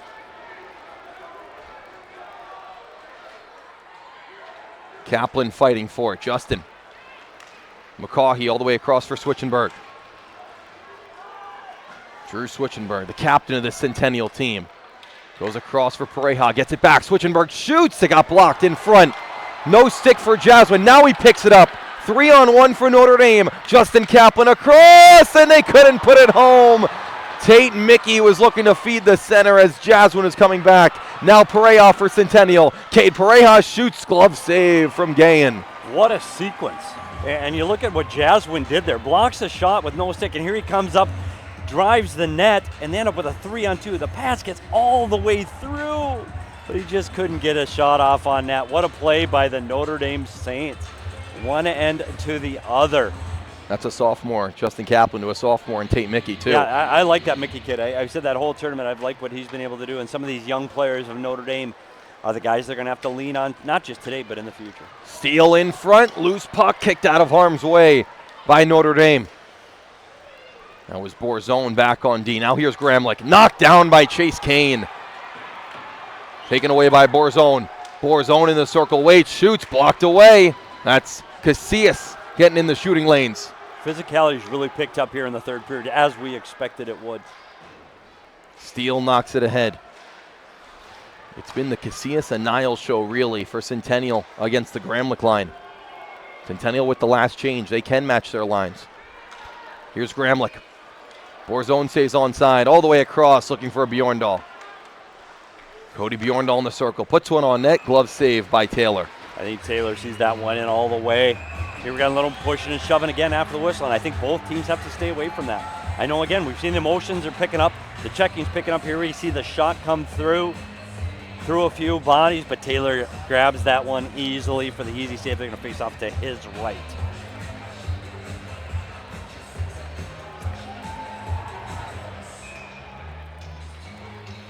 It's the Jasmine line with Mickey and now Landon Wood. Takes the spot of Braden Hordachuk, who went down with an injury in that second period. He has not come back onto the bench. Haven't seen him since. Hope he's all right, and the best wishes. Ethan Niles behind his own cage of Chance Taylor. 2.5 minutes into this third period. Centennial with a 3-2 lead in the AHSHA Division I State Championship here in 2024. We have our first souvenir of the day. Wow. I actually bought one of the souvenir pucks before the game. Did you? Well, all of our fans should. And they should. I got one. It's got the cup on it. It's got the teams on it. Gotta go Kenny coming through again for AHSHA. Does an incredible job. Here's what I get worried about at this time of the game. With 14 minutes to go in a tight game like this, you worry about mistakes. And everybody gets a little bit tighter. The nerves start picking up, and you just don't want to be that guy to make a mistake. You've got to make sure you can push that behind you. Just play your game. Play hockey. We've seen it throughout the years. You know, big mistakes and big moments from these young kids, and you just hope that everybody can keep it under control and play their best game here to close out this third. Petey, what time do you kind of go down to the 2.5 lines if you're the coaching staff? You know, I'm not doing it yet. I know that because we're going to need these legs, and especially as hard as Centennial plays. Here's Gramlich with speed. Taken away by Smith and Casillas. Both of those two doing a strong job tonight. Long pass for Steele. Could have had him on a break. Taken away by Hogenauer. Madden Hogenauer, the junior, over the line. Blocker saved by Taylor. Right back to Justin Kaplan. Turned away. Smith for Centennial. For Steele at the end of a long shift. And you got to keep these shifts short in the third, right? Yeah, the other surprising thing, if you've seen Centennial with a 1-goal lead, you haven't seen a lot of offensive pressure by this Centennial team. You've seen more puck possession, more offensive zone time by the Notre Dame Saints. Gabrick looking to chase onto it. Jack Wilson knocks it up. It bounces right in front of the Notre Dame bench. Kane taking a few checks from Justin Kaplan, and he'll whip it in deep. Wilson back with Gabuya. Gabuya for Centennial, back at the top. Casillas' shot went wide. Pareja gets on it. It's back on D here in the third. Switchenberg has been playing forward all night. And a credit to Caleb Drinkhouse, head coach. A great move by him. It's really worked out. Jasmine on the backhand had the first goal tonight. Pad save by Taylor. Looked to feed the front of the net. McCaughey took it away. Long pass for Switchenberg. Gabuya has to touch up. This one's delayed offside, which means Notre Dame has time to go the other way, and they do. Borzone lost the puck, tried to find it back, and Cade Pareja will backhand it away. McCaughey picks up the loose puck, surrounded by Saints. He'll put it in deep. Kaplan keeps it moving. Kept in at the blue. Shot block. Notre Dame the other way. 2-on-1. Gramlich. Good play by Pareja. Loose puck, and Borzone can't hold. Borzone across. Big shot, Mickey, and a pad save by Taylor. Pareja will put it all the way down for icing. You saw the best of the best going up one-on-one, Pareja and Gramlich. Yeah, and Pareja got the better of him on that one-on-one, able to keep him off of the puck. And you're going to see it here again. You're going to get to Borzone. And this Notre Dame team, that top line's getting opportunities. The better of the offensive chances here in the third period have definitely come off the stick of Notre Dame Saints.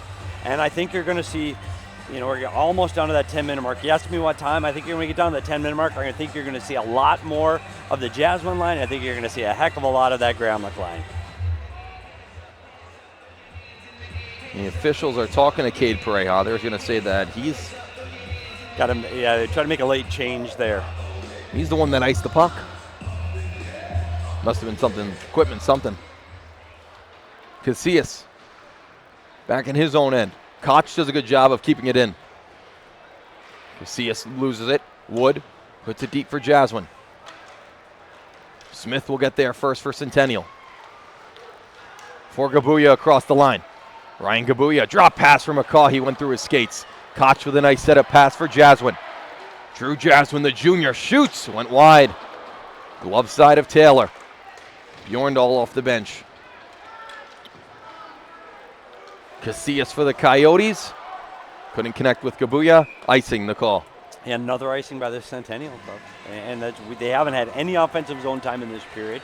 It's been all Saints, and when they do get an opportunity to get the puck, they're tired from defending, and they have to go and ice the puck. It's interesting the way this third period is shaped up so far. I like, if I'm Charles Missio, I like the way this third period has started. Both teams have their timeouts if they want to use it.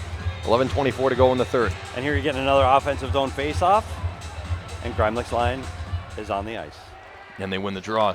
Wilson across. Big shot. Chase Kaplan went wide. Pereira takes it off the boards and will backhand it out. You said it. Not a shot on goal for Centennial so far here in the third. Looking to change that is Chase Kane. Kane across the line for Centennial. Turns on a dime. All the way back to Steele. Walks in. Shoots. Save by Gann. Got the blocker on it. Did the senior netminder on Jackson Steele, who was looking for two. Here comes Gramlich the other way. Gramlich couldn't get a shot away. It was Niles coming back along with Pareja as Gramlich looked to be all alone. What a sequence both ways. Here's Gramlich driving the net. What a play getting back into the play by Cade Pareja. Save the game-tying goal. Yeah. Stops Gramlich from cutting in front of the net and making a play. Curious that there was no call on that one in any fashion, in one way or the other. Driving the net, I guess they felt Pareja push Gramlich into the goaltender Taylor, so there's no goaltender interference, and it was a clean hit, so there's no tripping penalty on Pareja. What a play at the net. That's a junior right there doing everything he can to put a ring on his finger. But before that play, I want to take it back to the other end. What a save by Gann. Like, you talk about a guy who hadn't seen his puck 7 minutes of play in this third period, makes a really big save, and we're ready to go back to action. Keep that save in mind if Notre Dame does tie this game. Justin Kaplan can't win the draw. Gabuya in the corner for Centennial. Cade for Gabuya. Pereira pressured in the corner by Mickey and Wood. Wood can't center. Niles knocks it out of midair. All the way back to the wheel. Hogenauer's shot couldn't reach the net. Kaplan comes down to keep it in the zone. Justin Kaplan to the front. Another strong defensive play by McCaughey. Trying to find Gabuya, who couldn't put his stick on the ice, and icing the call. Another icing by the Centennial team. I tell you what, this first 7 minutes of this first period has been all Saints. And it's exactly the way you draw it up if you're Coach Missio. I like the way this team looks right now. It looks like Centennial's on their heels. They don't look like the team that has the 1-goal lead. Would you take a timeout here? How would you attack this if you were Coach Caleb Drinkhouse? You know, right now, I'd get my top guys back out on the ice, and I'd say, hey, we need to get the puck in the offensive zone. I think they're trying too hard to carry and play a rush game. Gramlich for Notre Dame. Gets it down low for Borzone. Back in front. Casillas does a good job of putting it to the corner. Gabrick. Ahead for Steele. Here's Jackson Steele. Keeps the puck away from Chase Kaplan. See, it's another 1-on-2. Notre Dame defends it. Smith. Centennial can't get a shot on that. Kane keeps it in the corner with Chase Kaplan. The first real offensive zone time for Centennial in this period so far. They have it pinned against that wall. Borzone looks to take away with it. Centennial has it at the side of the net. Here's Gramlich with the puck. Goes across for Bjorndal. Bjorndal for Gramlich. Shoots! He put it high. It comes back to Adam Kaplan. Notre Dame up to 29 shots on net. Loose puck in neutral. Chase Kane picks it up. Steele touches up. Kane shoots. Saved by Gann, and he'll get the whistle. See, if I'm Notre Dame right now, those are the plays that concern me. That you're going rink-wide plays through the middle of the ice. You better be 100% sure when you're making passes like that. You see these plays through the neutral zone, you give up chances like this going back the other way. Got to be careful. Keep it going straight ahead. Don't make these whole plays across the middle of the ice. Don't give Centennial any life right now. McCaughey loses the draw, and Notre Dame back in their own end. Niles can't keep it in. Mickey looking for it. McCaughey comes back to take it away. Here's Ryan Gabuya across the line. Gabuya will circle the net. Back to the blue. Niles, big slap shot, got blocked away by Justin Kaplan at the side of the net. Gahan will make the save as it almost came back in front. And we've seen that through this tournament, these lively boards here at Mullet Arena. Goaltenders have to be aware. Like, they get caught up in the top of that blue paint, and that puck bounces off those back boards right out in front of the net. And you saw Gahan, hey, almost dives back to that post, keeping that puck from coming back out in front of the net. Under 9 minutes on the clock here in the third. Centennial up 3-2, clinging to the 1-goal lead.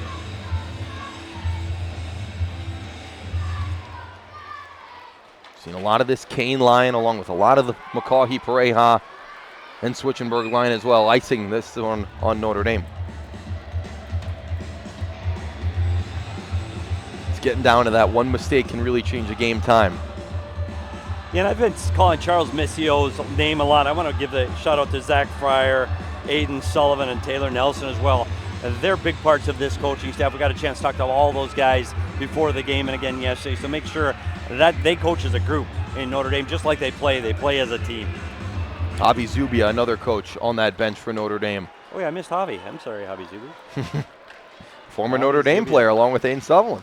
I know. I was on the bench against Sully. Who got the better of him? Well, yeah, I don't know. I was always grumpy when I played that Notre Dame. Wood looks to tip it ahead, past Pareja. Borzone, 8:20 to go. Puts it high and wide on a sharp angle try. That was Taylor playing it at the side. We're down to the last 8 minutes. And this third period is just exactly as advertised. What I am impressed with, though, is the pushback that Notre Dame has been able to find. And I think that started with the goal at the last second of the second period. This has gone exactly the way you want to see it as a Notre Dame coach, player, or fan. This has been all Notre Dame. They're just going to have to get that one opportunity. Got 8 minutes to do it. And now they're putting Jasmine with Gramlich together. You've seen them, both centers, on different lines. Now you see Gramlich, Mickey, who's probably been the best forward tonight for Notre Dame, along with Gramlich. Yeah, I think you're going to see a lot more of the Gramlich. I think Gramlich's kid right now, he's double shifting. If you're going to get that goal, he's a guy you can definitely count on. And here he is, looking to cut to the center. Pass across. Jaswin from a sharp angle, saved by Taylor, and he gets the hold. Now some physicalities after the play. That was McCaughey. It looked like he was laying out Borzone. No calls will come from it. You're going to see a shot from the sideboards. Yeah, Gramlich tries to get a stick on that and tip it by Taylor, but he's unable to. Taylor's able to select that in. And again, a little bit of pushing and shoving after the whistle. I want to thank all of our viewers on the AHSHA YouTube page for tuning in all season. All the way back for Niles. He makes a nice play through two Notre Dame Prep Saints. Niles lost it in neutral. Notre Dame looking to go the other way. Pareja back for Centennial. It's getting down to closing time. 7:40. Pareja with a few nice moves in his own end. Here goes Cade Pareja. Across the line, shoots. He put it high. Switchenberg keeps it in along the half wall. Drew Switchenberg, the captain, third year with Centennial. Pass across. McCaughey shoots. Glove save by Gahan. Two key saves for Gahan here in the third to keep it a one-goal game. That's a great save. That's a shot from inside the hash mark. That's a great save by Gahan late in this third. McCaughey already with 3 goals in these playoffs. He's played stellar defensively as well. Gabuya across the line, takes a stick. Gabuya shoots. It got deflected off Chase Kaplan. McCaughey from the wall. Got deflected in front. Still loose for Switchenberg. And he couldn't backhand it home. First push we've seen from Centennial in this third period. Borzone couldn't get it past Niles. You have 6 defensemen on the Centennial team, all seniors. Borzone down low. Koch looking to feed it back in front. Koch, Gramlich, and he put it wide. Might have got a piece of the post. That's the freshman Sam Koch making things happen. Notre Dame pushing. Koch looking to feed the front. It went through the crease. Gramlich back to Chase Kaplan, who walks. He shoots, deflected by Koch, and cleared out by Centennial. Loose puck. Gabrick on it. Gabrick cutting toward the net, and he couldn't hold on to it. Back in front. It went through the blue crease. We go back and forth here in the third. 6 minutes now on the clock. Loose puck. Christian Smith does a great job of stepping up and taking it away. The intensity is ramping up here. You can tell we're in the last 6 minutes of this period. Gramlich with a great opportunity right in front of Taylor. Just puts it wide or maybe slightly up that. Here's Mickey for Notre Dame. Blocked away by Casillas. Out of that, they score! Mickey, tie game!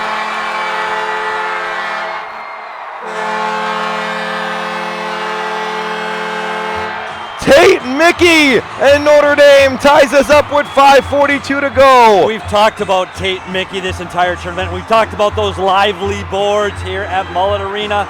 Tate Mickey off the back wall, right back onto his tape. Taylor can't get back to his post quick enough, and we got a tie game with under 6 minutes to go. Petey, that was a great play by Mickey going in. You have to give a lot of that credit to Matthew Gahan for keeping his team in the game. Yeah, absolutely. He makes 2 big saves prior to this, kept this team in the game for the third period. Hasn't seen a lot of rubber, made the saves when he needs to. But I tell you, Tate Mickey takes the shot wide and he follows up on it, and he's been one that's impressed me this entire tournament. 3-3 we stand with 5:30 to go. What a game we got here at the Mullet. Landon Wood fighting for it. Niles in there as well. McCaughey takes away. McCaughey put it high and wide. Oh, what a response that would have been for the Coyotes. Switchenberg fighting for it. McCaughey back in front. A tie game with 5 minutes to go. Adam Kaplan for Notre Dame. Almost turns it over to Switchenberg. Looking for Bjorndal right off the bench, taken away by Cade Pareja. Borzone took it off his stick. Pass across and taking a spill was Justin Kaplan. Would have had a breakaway. Justin and Jaswin with the assists on the goal by Tate Mickey.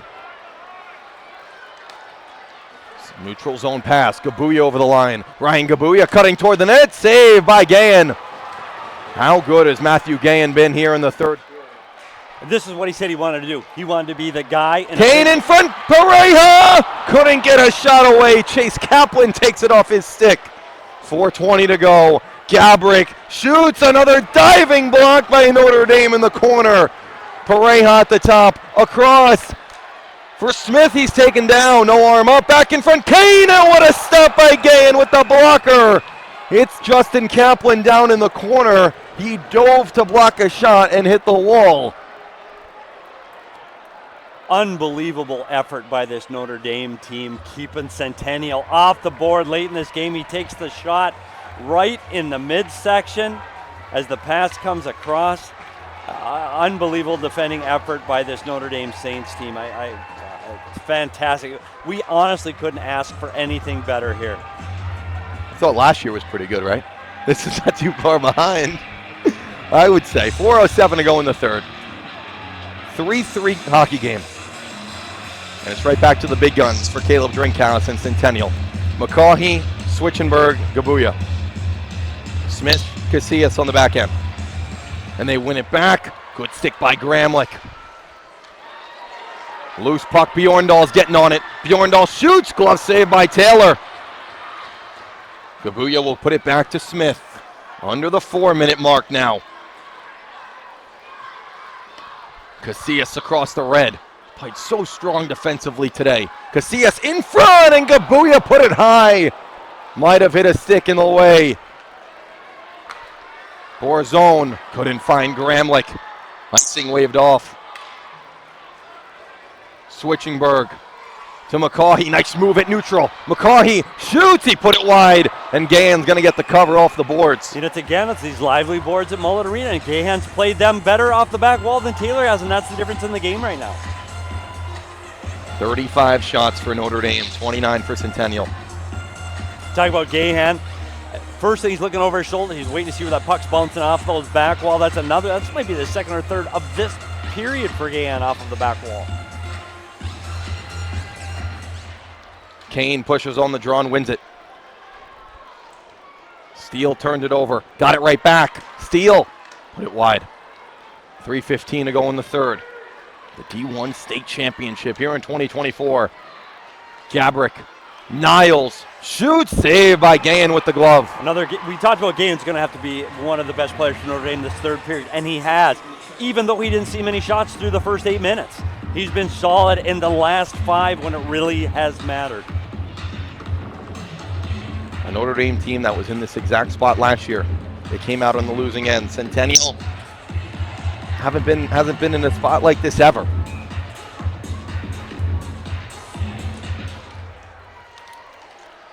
McCaughey fights for it.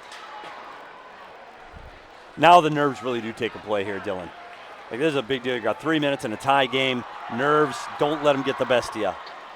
Gahan sticks it behind, and he's going to get the whistle once more and get a stop. I don't mind that. I don't mind Gahan slowing things down, giving his team an opportunity. And it's just, I tell you what, when you're on the ice, the nerves don't get to you. When you're sitting on the bench, that's when you start to get nervous again. Coaches, parents, losing their minds right now. These kids, hopefully they got it in check. Gabuya couldn't pull the trigger. Gramlich the other way for Notre Dame. Reed Gramlich, 4 years in the state championship, puts it in front. Gabuya's in the right spot. Adam Kaplan looked to put it toward the net. Gramlich's going to get on this puck with 2:30 to go. Looking to feed the front. McCaughey took it away for Switchenberg. Drew Switchenberg with the C on his chest. Puts it across, and McCaughey couldn't control. Borzone the other way for Notre Dame. For Gramlich, how much gas did he have left in the tank? He shoots, glove save by Taylor. That's a confident save by Chance Taylor. Yeah, it is. A little flex there by the Centennial goaler. You know what? This is when you somebody's still got to score, but you don't want to make that mistake either. So you got to stay within yourself here. Don't look for that big play. Don't look for that big stretch play. Don't look for that middle ice play. Just stay within yourself and wait for that offense to happen. And absolutely, last 2 minutes and 18 seconds, you cannot take a penalty. If we do reach there, it will be a 5-on-5 sudden death overtime period for as long as it goes. 15 minutes is the time with an ice cut between the periods. Niles turns with it. Back to Pareja, who shoots. Glove save by Gann. Both goalies look very confident. I tell you what, Gann's been solid in this third period. I think even better than that. Yeah, we talked to him yesterday, and here he is again. He's tracking the puck well, sees the puck as it goes across. Up to Cade Pareja, the best shooter on this club. No big deal for the Notre Dame St. goaler. Kane for Centennial. Notre Dame will take it under 2 minutes to go in this third period. 3-3 game. Cade Pareja, the junior, calmly back for the Coyotes. Steele can't get it ahead. Good defense by Justin Kaplan. Centennial was up 3-1 at the end of the second period. 1.6 seconds left, and Cody Bjorndal made it 3-2. Tate Mickey, 3-3. Borzone across. Bjorndal shoots, save. Another shot, another save. One more try, and he put it through the crease. Chance Taylor showing up here in the final two. Back in front, Bjorndal couldn't get any of it. Centennial the other way. Niles for Steele, knocked off the puck by Hogenauer. Down low, 1:05 left. Pareja in front, and Steele couldn't control. 2-on-1 for Notre Dame with a minute to go. Bjorndal across, and Niles' stick got in the way. Taylor's turning around, and we get the whistle. That last minute was unbelievable hockey, and it starts with this save by Taylor. He makes the first save, makes the second save on Bjorndal, one of the top players for this Notre Dame Saints team. We've been talking about Gahan. What about Taylor? Cool as a cucumber down there in that end of the ice. A couple of big saves, and then he has to face a 2-on-1 with Bjorndal coming. Centennial takes their timeout. I think it's time to get everybody a breather. I mean, that was an onslaught by Notre Dame over the last few seconds. A couple of big saves by Taylor. Let's give your big boys a little chance to rest. You got to face off in your defensive zone. Let's make sure everybody knows what we're doing, and let's not give up any big opportunities off of this face-off. 38 shots for Notre Dame, 31 for Centennial. 54.7 seconds to go in the third period. A 3-3 game. Well, you talk about what Notre Dame has done in this third period. With 5 minutes to go in the second period, they're down 3-1 against the top team in the state of Arizona, the team that's averaging between 5 and 6 goals a game. And they battle back and get one with 1 second left on the power play. And now in this third period, I think it's been all Notre Dame. Centennial has had their looks, and when they do, Gahan's been outstanding. But tell you what, Notre Dame has done exactly what they wanted to do. They waited around, they've applied pressure, and they've had the better of the opportunities here in the third period. It's Tate Mickey with the game-tying goal. 5 minutes left. 54.7 now. Third period tie game. Division I state championship here in Arizona in 2024. It's the big lines for both sides. Borzone wins it. Bjorndal couldn't get the shot away. Pareja blocked it. Now will come the other way. Pareja with Gabuya. Pareja shoots. Glove save by Gann. Got the pad on it as well. McCaughey keeps it in. Kicks it along the boards. It jumps in front. Taken away by Hogenauer. He'll use the boards to exit. 35 seconds now. Pareja drops it for McCaughey. McCaughey, nice move to the inside. McCaughey couldn't get the shot away. Kaplan dove down to block it as well. Niles somehow kept that puck in. His shot over the net. Switchenberg with 17 seconds toward the net. Pad saved by Gann. Now down low. Bjorndal. Borzone. Gramlich looking to fight it forward. Loose puck. Borzone with 5. Borzone shoots. It got blocked on the way. And we are going to overtime. Woo. Deep breath, Petey. Oh, wow. Be careful what you wish for, fans, because here we are heading to overtime. All right, let's set it up. Only a 2-minute intermission. Not going to cut the ice. 3-3 game. Through 3, Centennial was up 3-1 in the second period. Notre Dame comes back. They score 1 at the end of the second. They tie it up with 5 minutes left with Tate Mickey. And now we're going into an OT period. Next goal wins. 15 minutes on the clock. You talk about Notre Dame was back here last year. They were back exactly here last year. Yeah, you know, it's funny. They're the team with the experience. They're the team with the experience in championship games. They're the team with the experience in overtimes. But I tell you what, this game did not go to script, at least the way I thought it would. And you look at this first period, it was all about the defending. And I thought both teams defended extremely well in shooting lanes, sticks on pucks, and great goaltending. And I think we were looking for an offensive onslaught. I think we were looking for an 8-7, 9-6 game, and it just didn't come to fruition because I think that these teams haven't had the opportunity to show off their offense and to show off their defense. I mean, they're offensive teams. And both coaches say, look how well we defend. And I think it's shown in this game, absolutely great defending, and the second and third efforts by both clubs. The block shots, you see the block shot by Kaplan where he has to leave the ice. Like, they're leaving it all out here. This has been a heck of a hockey game, and for people that don't think hockey belongs in the desert, I know people talk about that. Buddy, this is amazing hockey. Like, this is fantastic. These are high school kids, and this is a great, great hockey game. I don't care what level it is. You go to overtime in a state championship, and you see the fans excited, the players excited. This has been a great hockey game, just as advertised. It's been a fantastic tilt. It's been an awesome experience. 15 minutes on the clock here in OT. Next goal wins. Next goal raises the trophy. Next goal wins the championship for their respective teams.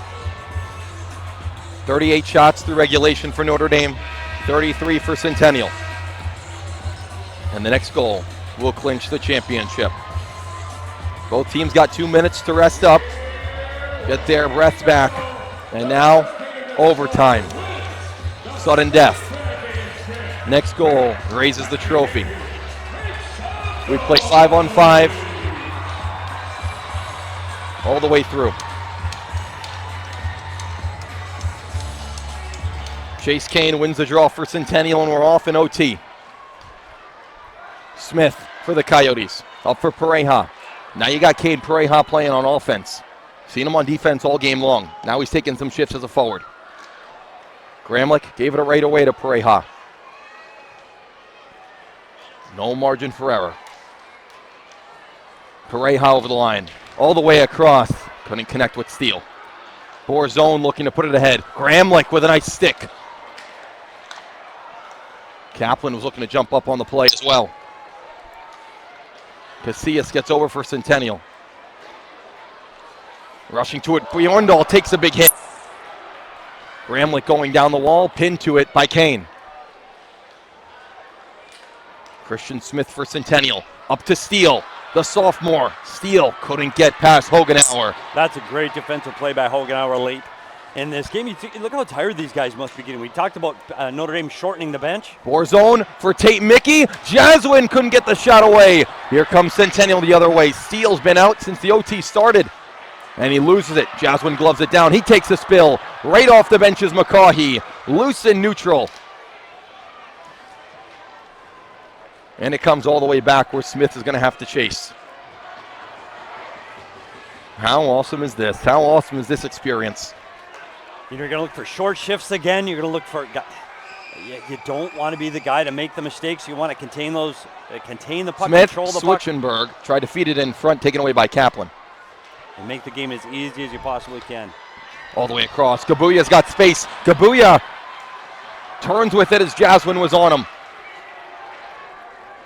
McCaughey. Gabrick keeps it at the blue. Puts it down low. Gabuya from his knees puts it in front. Justin Kaplan getting in the way again. McCaughey at the goal line. Gabuya. Switchenberg couldn't get the shot away. A diving Justin Kaplan. You see that all third period now in the overtime. Gabrick toward the net. Save. Rebound for Switchenberg at the beginning. Gahan, what a save. In front, McCaughey couldn't get the shot away. Penalty. Gabuya's shot was saved. Penalty upcoming against Notre Dame. Gabrick in the circle, shoots another block by Jaswin, and a touch-up by Notre Dame. Oh, a penalty that had to be taken by Jaswin, I believe, of Notre Dame. Yeah, you look at what was going on in front of that Notre Dame net, and you look at McCaughey all alone. That's one of the best players on the ice for Centennial. He has no choice but get his stick under there.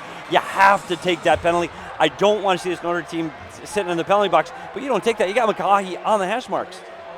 True Jaswin. It could have been a game-saving penalty. Now it's all hands on deck for this Notre Dame Saints team. You look at what the 5 guys in Centennial puts out on the ice. They got their hands full. Best players got to be Gahan here. Kane, Gabuya, Pareja, McCaughey, and Switchenberg. Power play for Centennial. They're 1 for 2 on the night. Kaplan goes along the wall. McCaughey's going to get there first in control. McCaughey already a power play goal tonight. Pareja for Gabuya. Gabuya walks in, shoots, glove save by Gahan. And for Notre Dame, it's about letting Gahan see the puck. Yeah, and I tell you what, the play before the penalty, that tip in front by McCaughey before he took the penalty, that might be the save of the game for Gahan. Being able to keep that out of that now. Let him shoot from the point, let him shoot from the sidewall, just let your goaltender see it. Kane wins the draw back for Gabuya. Pareja's at the top. Cade Pareja at the circle. Gabuya shoots, saved by Gahan with the pad. Pushing from his left to his right. Switchenberg. Pareja, move it down to the goal line. Moves past 2. McCaughey across. Switchenberg for Gabuya. For the captain. Now Pareja moves to his forehand. He'll put it into the corner. Borzone with the pressure. 1:09 to go in the power play. Pareja to Gabuya at the top. Centennial passing it around. McCaughey shoots, saved by Gahan. Rebound by Kane, and Gahan will cover. Very similar shot from McCaughey from the second goal. And Gahan stood tall again. He's been outstanding on this penalty kill. He's been outstanding in this game. 55 seconds to go in the penalty. Now you see Gramlich out there shorthanded. Got to keep an eye on him. Kane, McCaughey, Switchenberg, Pareja, and Steele. They give Gabuya a rest.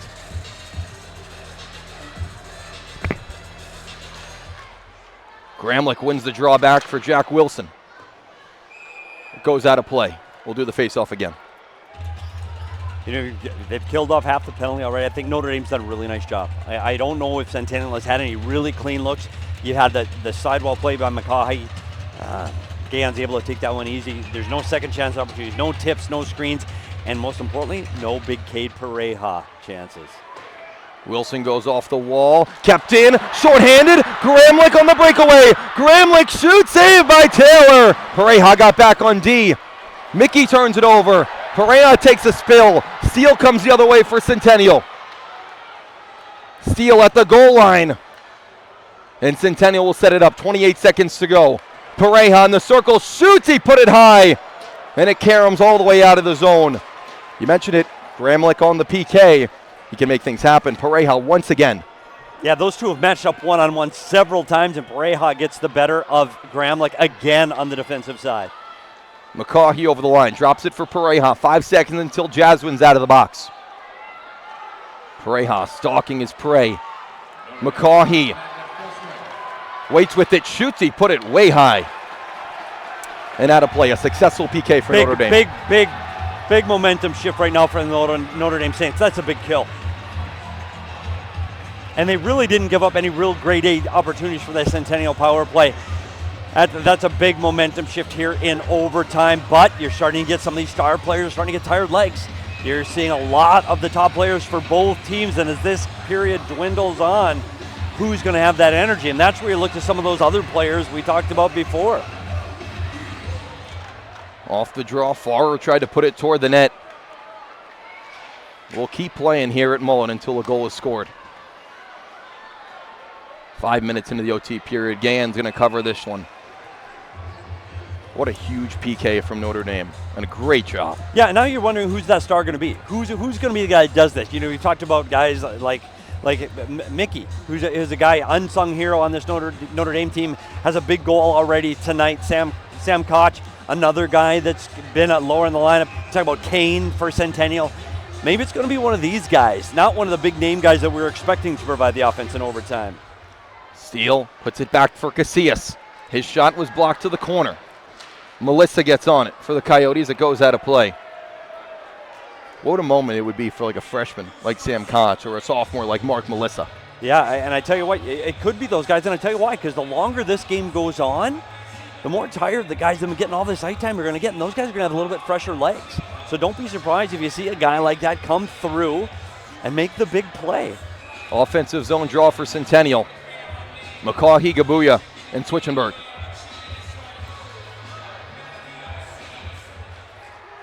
Borzone wins it back in a huge defensive zone draw. Casillas, strong pass to Gabuya across the line. Gabuya tried to whip it in front. It hit a stick. Kaplan for Notre Dame goes to Madden Hogenauer. They've been paired together for now over 3 years. Bjorndal goes down. No arms up from the officials. Borzone looks to take it away from Gabuya. Casillas turned it over. Borzone couldn't get the shot away. Good stick lift from Casillas. The other way, Centennial. Switchenberg. Nice move. Switchenberg to the net. Backhand, he put it high. Long pass breakaway. Gramlich for the championship. Saved by Taylor. Gabuya for Centennial. Gahan will deflect it to the corner.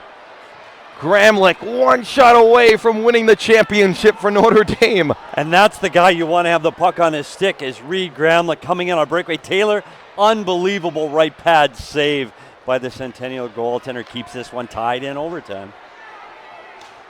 Kane will go across. Mickey's going to backhand it in.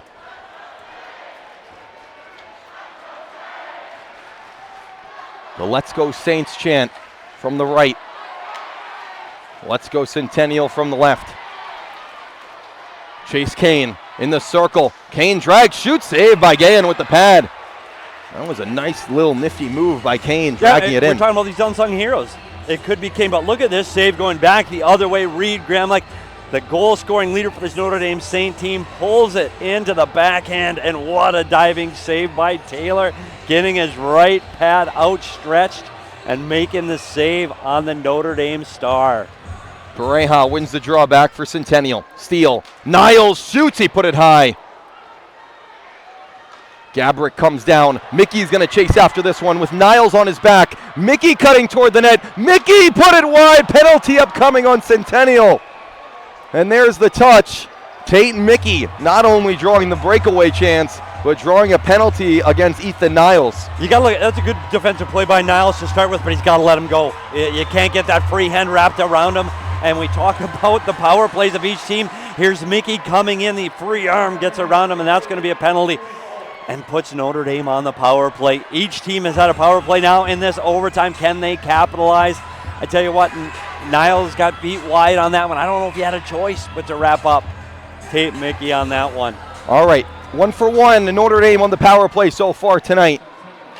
Centennial at a play. Had the power play goal. That was Bjorndal at the end of the second period. I tell you what, we've talked about the goaltender Taylor. We weren't sure what kind of a performance he's going to have. Grimek on a breakaway in overtime. Clutch. Doesn't get better than that. Bjorndal, Borzone, Hogenauer, Gramlich, and Jaswin.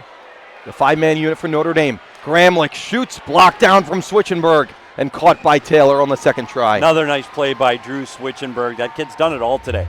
Offense, defense, playing both sides of the puck. That's a team leader for Centennial. He's the captain. He's been with the program for 3 years. Really nice kid, too, heading to ASU in the fall. He's right at home here at Mullet. Exactly. Off the draw. Here is Switchenberg in the corner. Pressured by Jaswin. Taken away by McCaughey. Bjorndal gloves it down at the line. Bjorndal for Gramlich. He's going to walk in the circle. Defended by Gabrick. Gramlich centering pass. McCaughey puts it right back and cleared by the Coyotes. Niles in the box for 1 minute and 20 seconds more. The official penalty was hooking.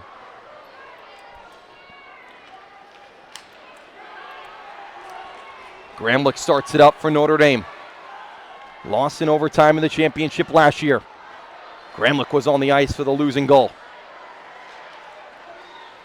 Bjorndal. Steps, shoots, put it wide of the short side. Chase Kaplan comes in and kips it lower. Here's Tate Mickey, the man who tied us up at 3. Looking for Bjorndal. Switchenberg takes him off the puck. Trying to clear it out with McCaughey. Got it out to neutral.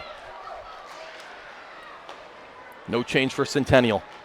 Easy save for Taylor. Pops in front. Switchenberg can't hold it. Still loose in front. And it goes wide. McCaughey comes out of the group with it. Off the official, but it hit the Notre Dame bench.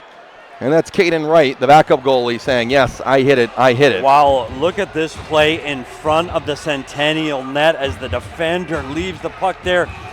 Those are the little mistakes we talk about. We talk about Switchenberg, their team leader. It just can't make that easy clear. And I tell you what, you don't think nerves are playing a part in this game. That kid doesn't make mistakes. Here's Notre Dame with their timeout. Notre Dame takes their timeout. They have 28 seconds to go in the power play. PD, what do you like from their power play so far? Well, I think you need to get the big guys a rest right now. I don't know if you saw in that last half of that power play, if you're seeing the puck movement you'd like to see out of these guys. I think they're trying to force it through Strix, trying to make plays to the middle of the ice. If that play's not there, because Centennial's defending and dropping down so much, get the puck up top and let's let something go. Let a shot go from the top and let's see if we can get a rebound or a tip. Because right now, Centennial's got that net front packed in pretty tight. So I think most importantly for this timeout, I think you need to get their big guys a little bit of a breather here. You got to throw them back out. This is probably the best opportunity you've had in overtime. You don't want to let it go to waste. Get Gramlich back out there. Get Mickey back out there. And let's see if they can get an opportunity at the Centennial net. They do exactly that. Kaplan and Kaplan. Adam and Chase. Bjorndal. Gramlich. Mickey. Gabrick. Steele.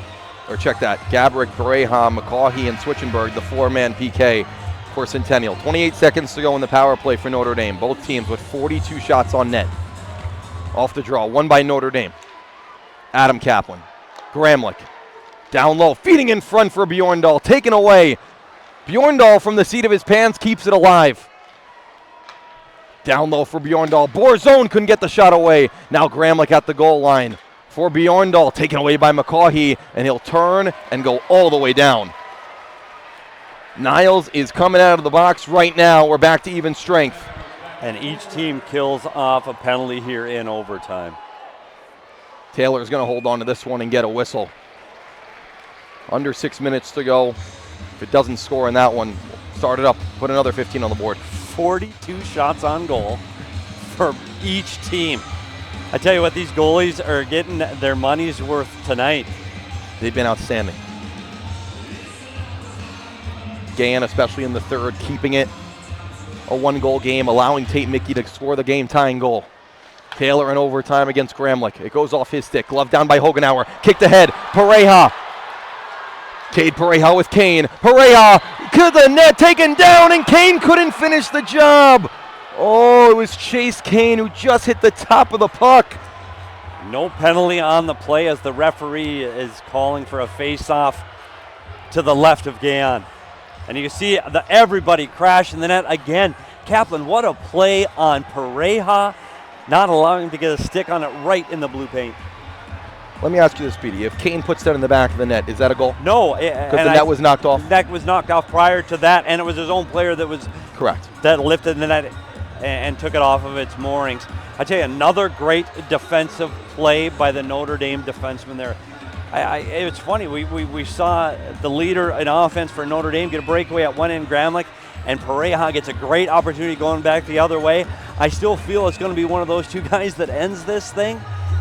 Let's just hope they do it before the end of the night.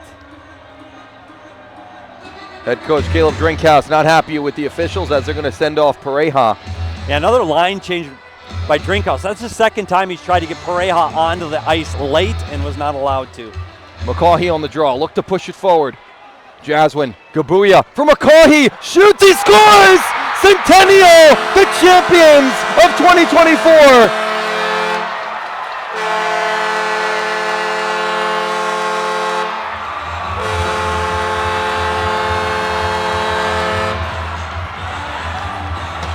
Ryan McCaughey, the game-winning goal, the championship-winning goal. Centennial completes the perfect season with a championship. You got to give a big hats off to the goaltender Taylor for keeping this one going in overtime on the huge save on Reed Gramlich. What a save that allows this Centennial team to come back and win this game late in overtime. Ryan McCaughey, his second goal of the game is the championship winning goal. And I tell you what, let's take a look at this game-winning goal from the Centennial, right on the hash marks. Left him alone, all alone. One of the best players on the Centennial team gets a wide open look in the hash marks for Centennial. And I tell you what, if you look down at the other end of the ice and this Notre Dame Saints team laying on the ice after that goal went in, the anticipation, the excitement, the emotion, and it's gone again. And you sit here, you've been back in the state championship twice. You've been in this game twice to overtime twice. This year they battle back. Last year they let a lead slip away and you lose them both in overtime. And I tell you what, this Notre Dame team has been outstanding all season. Coach Missio and his staff have been outstanding. It's a great group of kids. This is a great program, and you know that team is going to be back. 16-4 in the regular season, 3-0 in the playoffs, and Ryan McCaughey, the game-winning goal. 2 goals tonight. Pareja gets one, Steele gets one as well. And like you said, you got to give a lot of credit to Chance Taylor. Yeah, look at the goaltenders on both sides of this ice. You look at Taylor, unbelievable save, especially in overtime, and you go to the other end of the ice in Notre Dame, and I thought he was the best player for the Notre Dame Saints today, and that's Matthew Gann. And I look at the disappointment and frustration in him right now. You just feel for a kid like that. He left it all out there. He played an outstanding hockey game. None of this was on him or on his shoulders. He played a great game for that Notre Dame Saints team. But you go to Taylor, a guy that did not get the opportunity to play in the semifinals. He was outstanding today. He's the difference. 39 saves for Chance Taylor. 40 saves for Matthew Gann. That's unbelievable performance by both goaltenders. You look at Cade Pareja and Gahan in a big hug out at center ice, and it kind of says what this whole thing's about. And that's what high school hockey is. A lot of these guys play on the same teams for their travel teams. They played against each other for years since they were little kids, and to face off in a moment like this, I mean, it's a real emotional game for both teams. What a feed from Gabuya on the game-winning goal from McCaughey in front, who, Petey, I know how good Chan Taylor was. I think McCaughey was the best player on the ice tonight. You know, I talk about McCaughey. That's one of the guys, we talked about Pareja, but McCaughey's right there in scoring, second in scoring for the Centennial team. He's a guy that the Notre Dame Saints can't leave all alone in the slot. And, you know, you talk about the pass from Gabuya down low. You want to see a stick in the lane. You want to see him covered at that point of the ice, and it just can't leave him alone there, especially at that moment. And you talk about the mistakes and you know, winning a faceoff. Faceoffs hadn't played a factor much in this game today, but it makes a big factor in the game-winning goal in overtime. Centennial wears their hats that read champs across. They'll be awarded the AHSHA Cup, the championship cup, and also it'll be an MVP golden stick. We have the golden stick for the MVP. Golden stick. Ryan Jim won it last year, of course. Ryan Jim with the tying and, no, he didn't get the winner. He got an assist. Marcello Lane got the winner. Lane got the winner. We had Lane on in the period. Exactly right. He was wearing his ring. Yeah. So two championship games at Mullet Arena, two absolute classics. Yeah, and I tell you what, the hardest thing for me as not a broadcaster, but as a parent, and I've had a kid playing these type of games, it's watching the faces of those players on the Notre Dame Saints team. As a parent, that's hard to watch. You just want the best for your kid, and you know he left it all out there and how hard they competed. You just want them to get that opportunity, and you just feel for the kids on the Notre Dame Saints team. On the other side, Centennial, it's a team that hadn't been here before. They haven't been in this big stage. They haven't had the opportunity in a state championship game before, and you know what? They fought through a couple of tough moments in this game. They fought back from a comeback from this Notre Dame Saints team, and they showed that they were the better team today, and they've been the better team all season. So hats off to that Centennial club, and big shout out to Caleb Drinkhouse, the coaching staff of Centennial. First year head coach, and he gets a championship. Second year at D1 for Centennial, and it doesn't, you know, it kind of goes away about how really the program had to fight their way back. Last year was not a year they want to remember. They went 3-16-2. They gave up 141 goals in 21 games. They only scored 50 goals in 21 games. This year, a complete turnaround, and it makes this moment so much sweeter. Yeah, it's an impressive what this program was trying to do. They were concerned about making the step to Division I over the offseason. They thought they should still be playing at the Division II level. I guess they were able to prove everybody wrong here. That's how well they played in this season. Notre Dame gets their medals as being the runner-ups, and you got to mention the seniors on this Notre Dame team. Cody Bjorndal, Ethan Block, Alex Capo, Shea Driscoll, Reed Gramlich, a senior, Archer Anders at that, and of course Matthew Gahan, the senior netminder. Yeah, I feel for Matthew Gahan. I know they got their senior baseball seasons coming up. The kid is a backstop catcher at Notre Dame as well. He's a great catcher, so he's going to get another opportunity to perform on a state stage. And you just wish, there he is right here. Give this kid a hand. It's a heck of a performance this year. Last year, played every game for the Notre Dame Saints a year ago. Unbelievable kid, unbelievable goaltender. Ethan Block, another senior, getting his medal at that. 4 straight years for Notre Dame in the championship. They come up with 1 championship, and the last 2 losses have been complete heartbreak. You know, it's a storied program here. Very. You know, you look at them, they've got 5 state championships coming in tonight, the last one in 2021. You talk about that with 3 trips to the state finals after that, dropping all 3 in tight games. This is one of those programs, only team to have more state championships than the Notre Dame Saints is the Pinnacle Pioneers. And the Pioneers' last one was in 2022, and they were knocked out by this year's state champion, Centennial Coyotes. At 14 minutes and 20 seconds into overtime, it was Ryan McCaughey for the OT winner.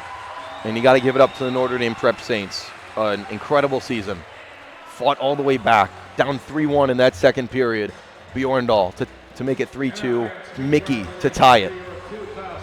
And now Centennial gets not only the trophy, they're going to get medals.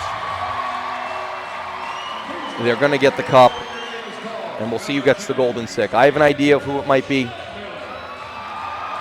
But every single player on this Centennial team, and he gave it to head coach Caleb Drinkhouse. He said, these players don't have to buy in. I'm a first-year head coach. Hey, they could, just go about their business. They all bought into the system since day one and had an incredible classic year to remember. Yeah, we just saw Kane get his medal. I think that's part of what this team does. They're deep, and everybody helped play a role in this championship game.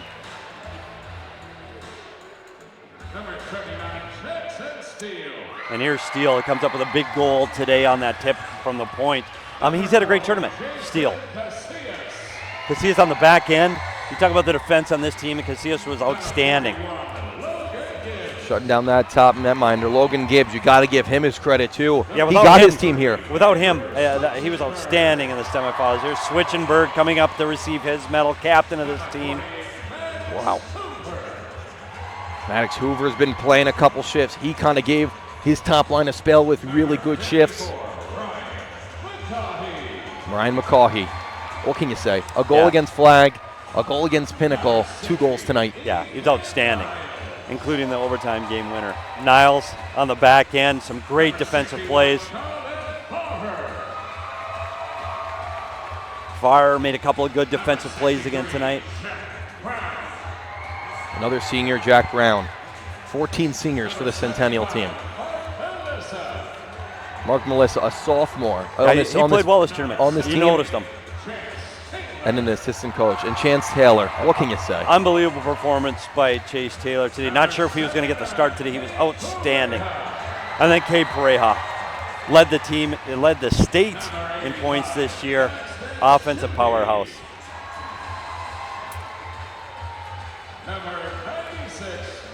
Ryan Gabuya set up the game-winning goal. Yeah, he had a great tournament. Christian Smith, another senior on the back end. Great defending, great stick. Made a couple of really nice plays against this high-skilled Notre Dame team. great kid as well, and we got to talk to him yesterday. Centennial gets their medals. Now, you get the Golden Stick. You got the AHSHA Cup. These guys are going to have their names on there forever. That's amazing. I got to get, again, it's another one of the class things that they do here in AHSHA. Similar to the Stanley Cup, the kids will get their name on this, and they just continue to add names to this cup. And Centennial's names will go on the most recent one. Congratulations to the Centennial Coyotes. And, hey, a proud effort by that Notre Dame Saints team. Outstanding season they had. What a program that they run there. And you know what? Notre Dame's going to be back. You talked about some of the young players they had. You talked about Hordichuk, Koch. They have those young. Mickey's only, is he a sophomore too? Yeah, I mean, Mickey I thought was one of the better players in this tournament. So this team will be back. Yeah, you can count on it. Great performance by the Notre Dame Saints. And now the Golden Stick.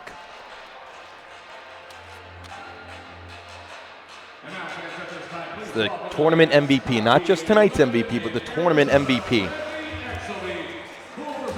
Randy Axelby. You know, the former NHL goaltender and now owner of Behind the Mask.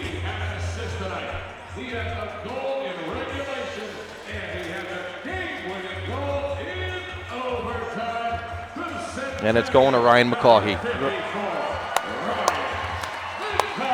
He made that call. McCaughey with a goal in the quarterfinals, goal in the semifinals, 2 here tonight, including the game winner in overtime. Ryan McCaughey has been outstanding the entire tournament, not just on the offensive side. Kid was physical too. Brought that physical component to the game. Congratulations to him for the AHSHA MVP, taking home the Golden Stick from Randy Axelby. And here it is.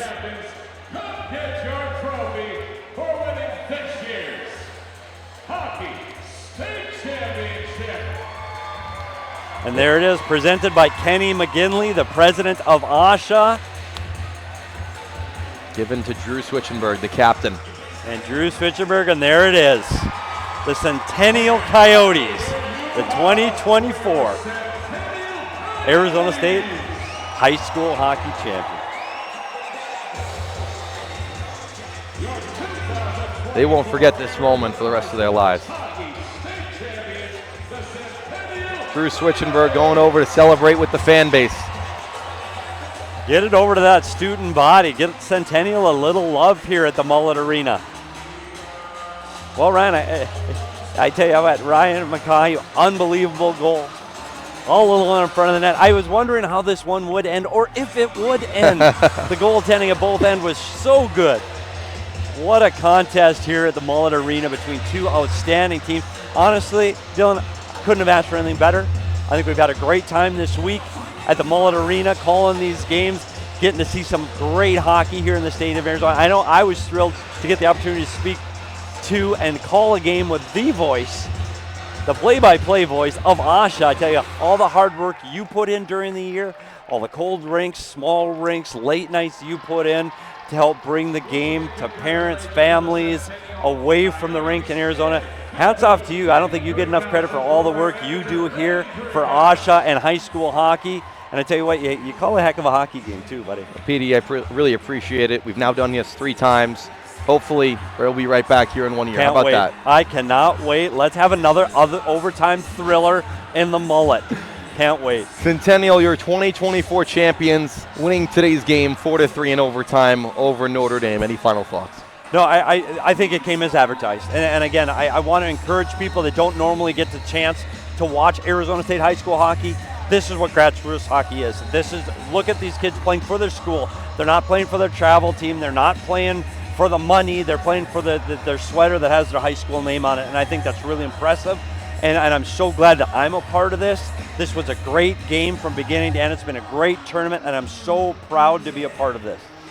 4-3, Centennial takes it. They are the 2024 champions of AHSHA here in Division 1.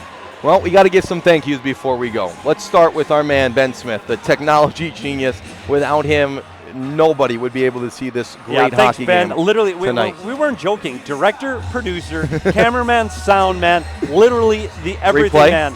Oh, replay. He literally made all of this happen. Thanks to Ben. This was an outstanding. We're able to bring this to you because of Ben. Petey, we got to thank you for joining us in the semis. Got you in the championship again, 3rd year, 4th year for you now at that. And then, of course, Kenny McGinley putting on this for AHSHA. And without him, this league would definitely not be here. The tireless nights, so much work that he puts in. You can't say enough about what he's done for high school hockey here in Arizona. To Kenny, Jenna, the entire AHSHA staff, thank you for making this whole thing happen. This is an unbelievable event. And if you didn't come this year, make sure you come next year, because this is an amazing event down here at the Mullet down in Tempe. We'll trap it up. 4-3, Centennial wins it. They are the Division 1 state champions. We thank you all for tuning in, and we say goodnight here from Tempe.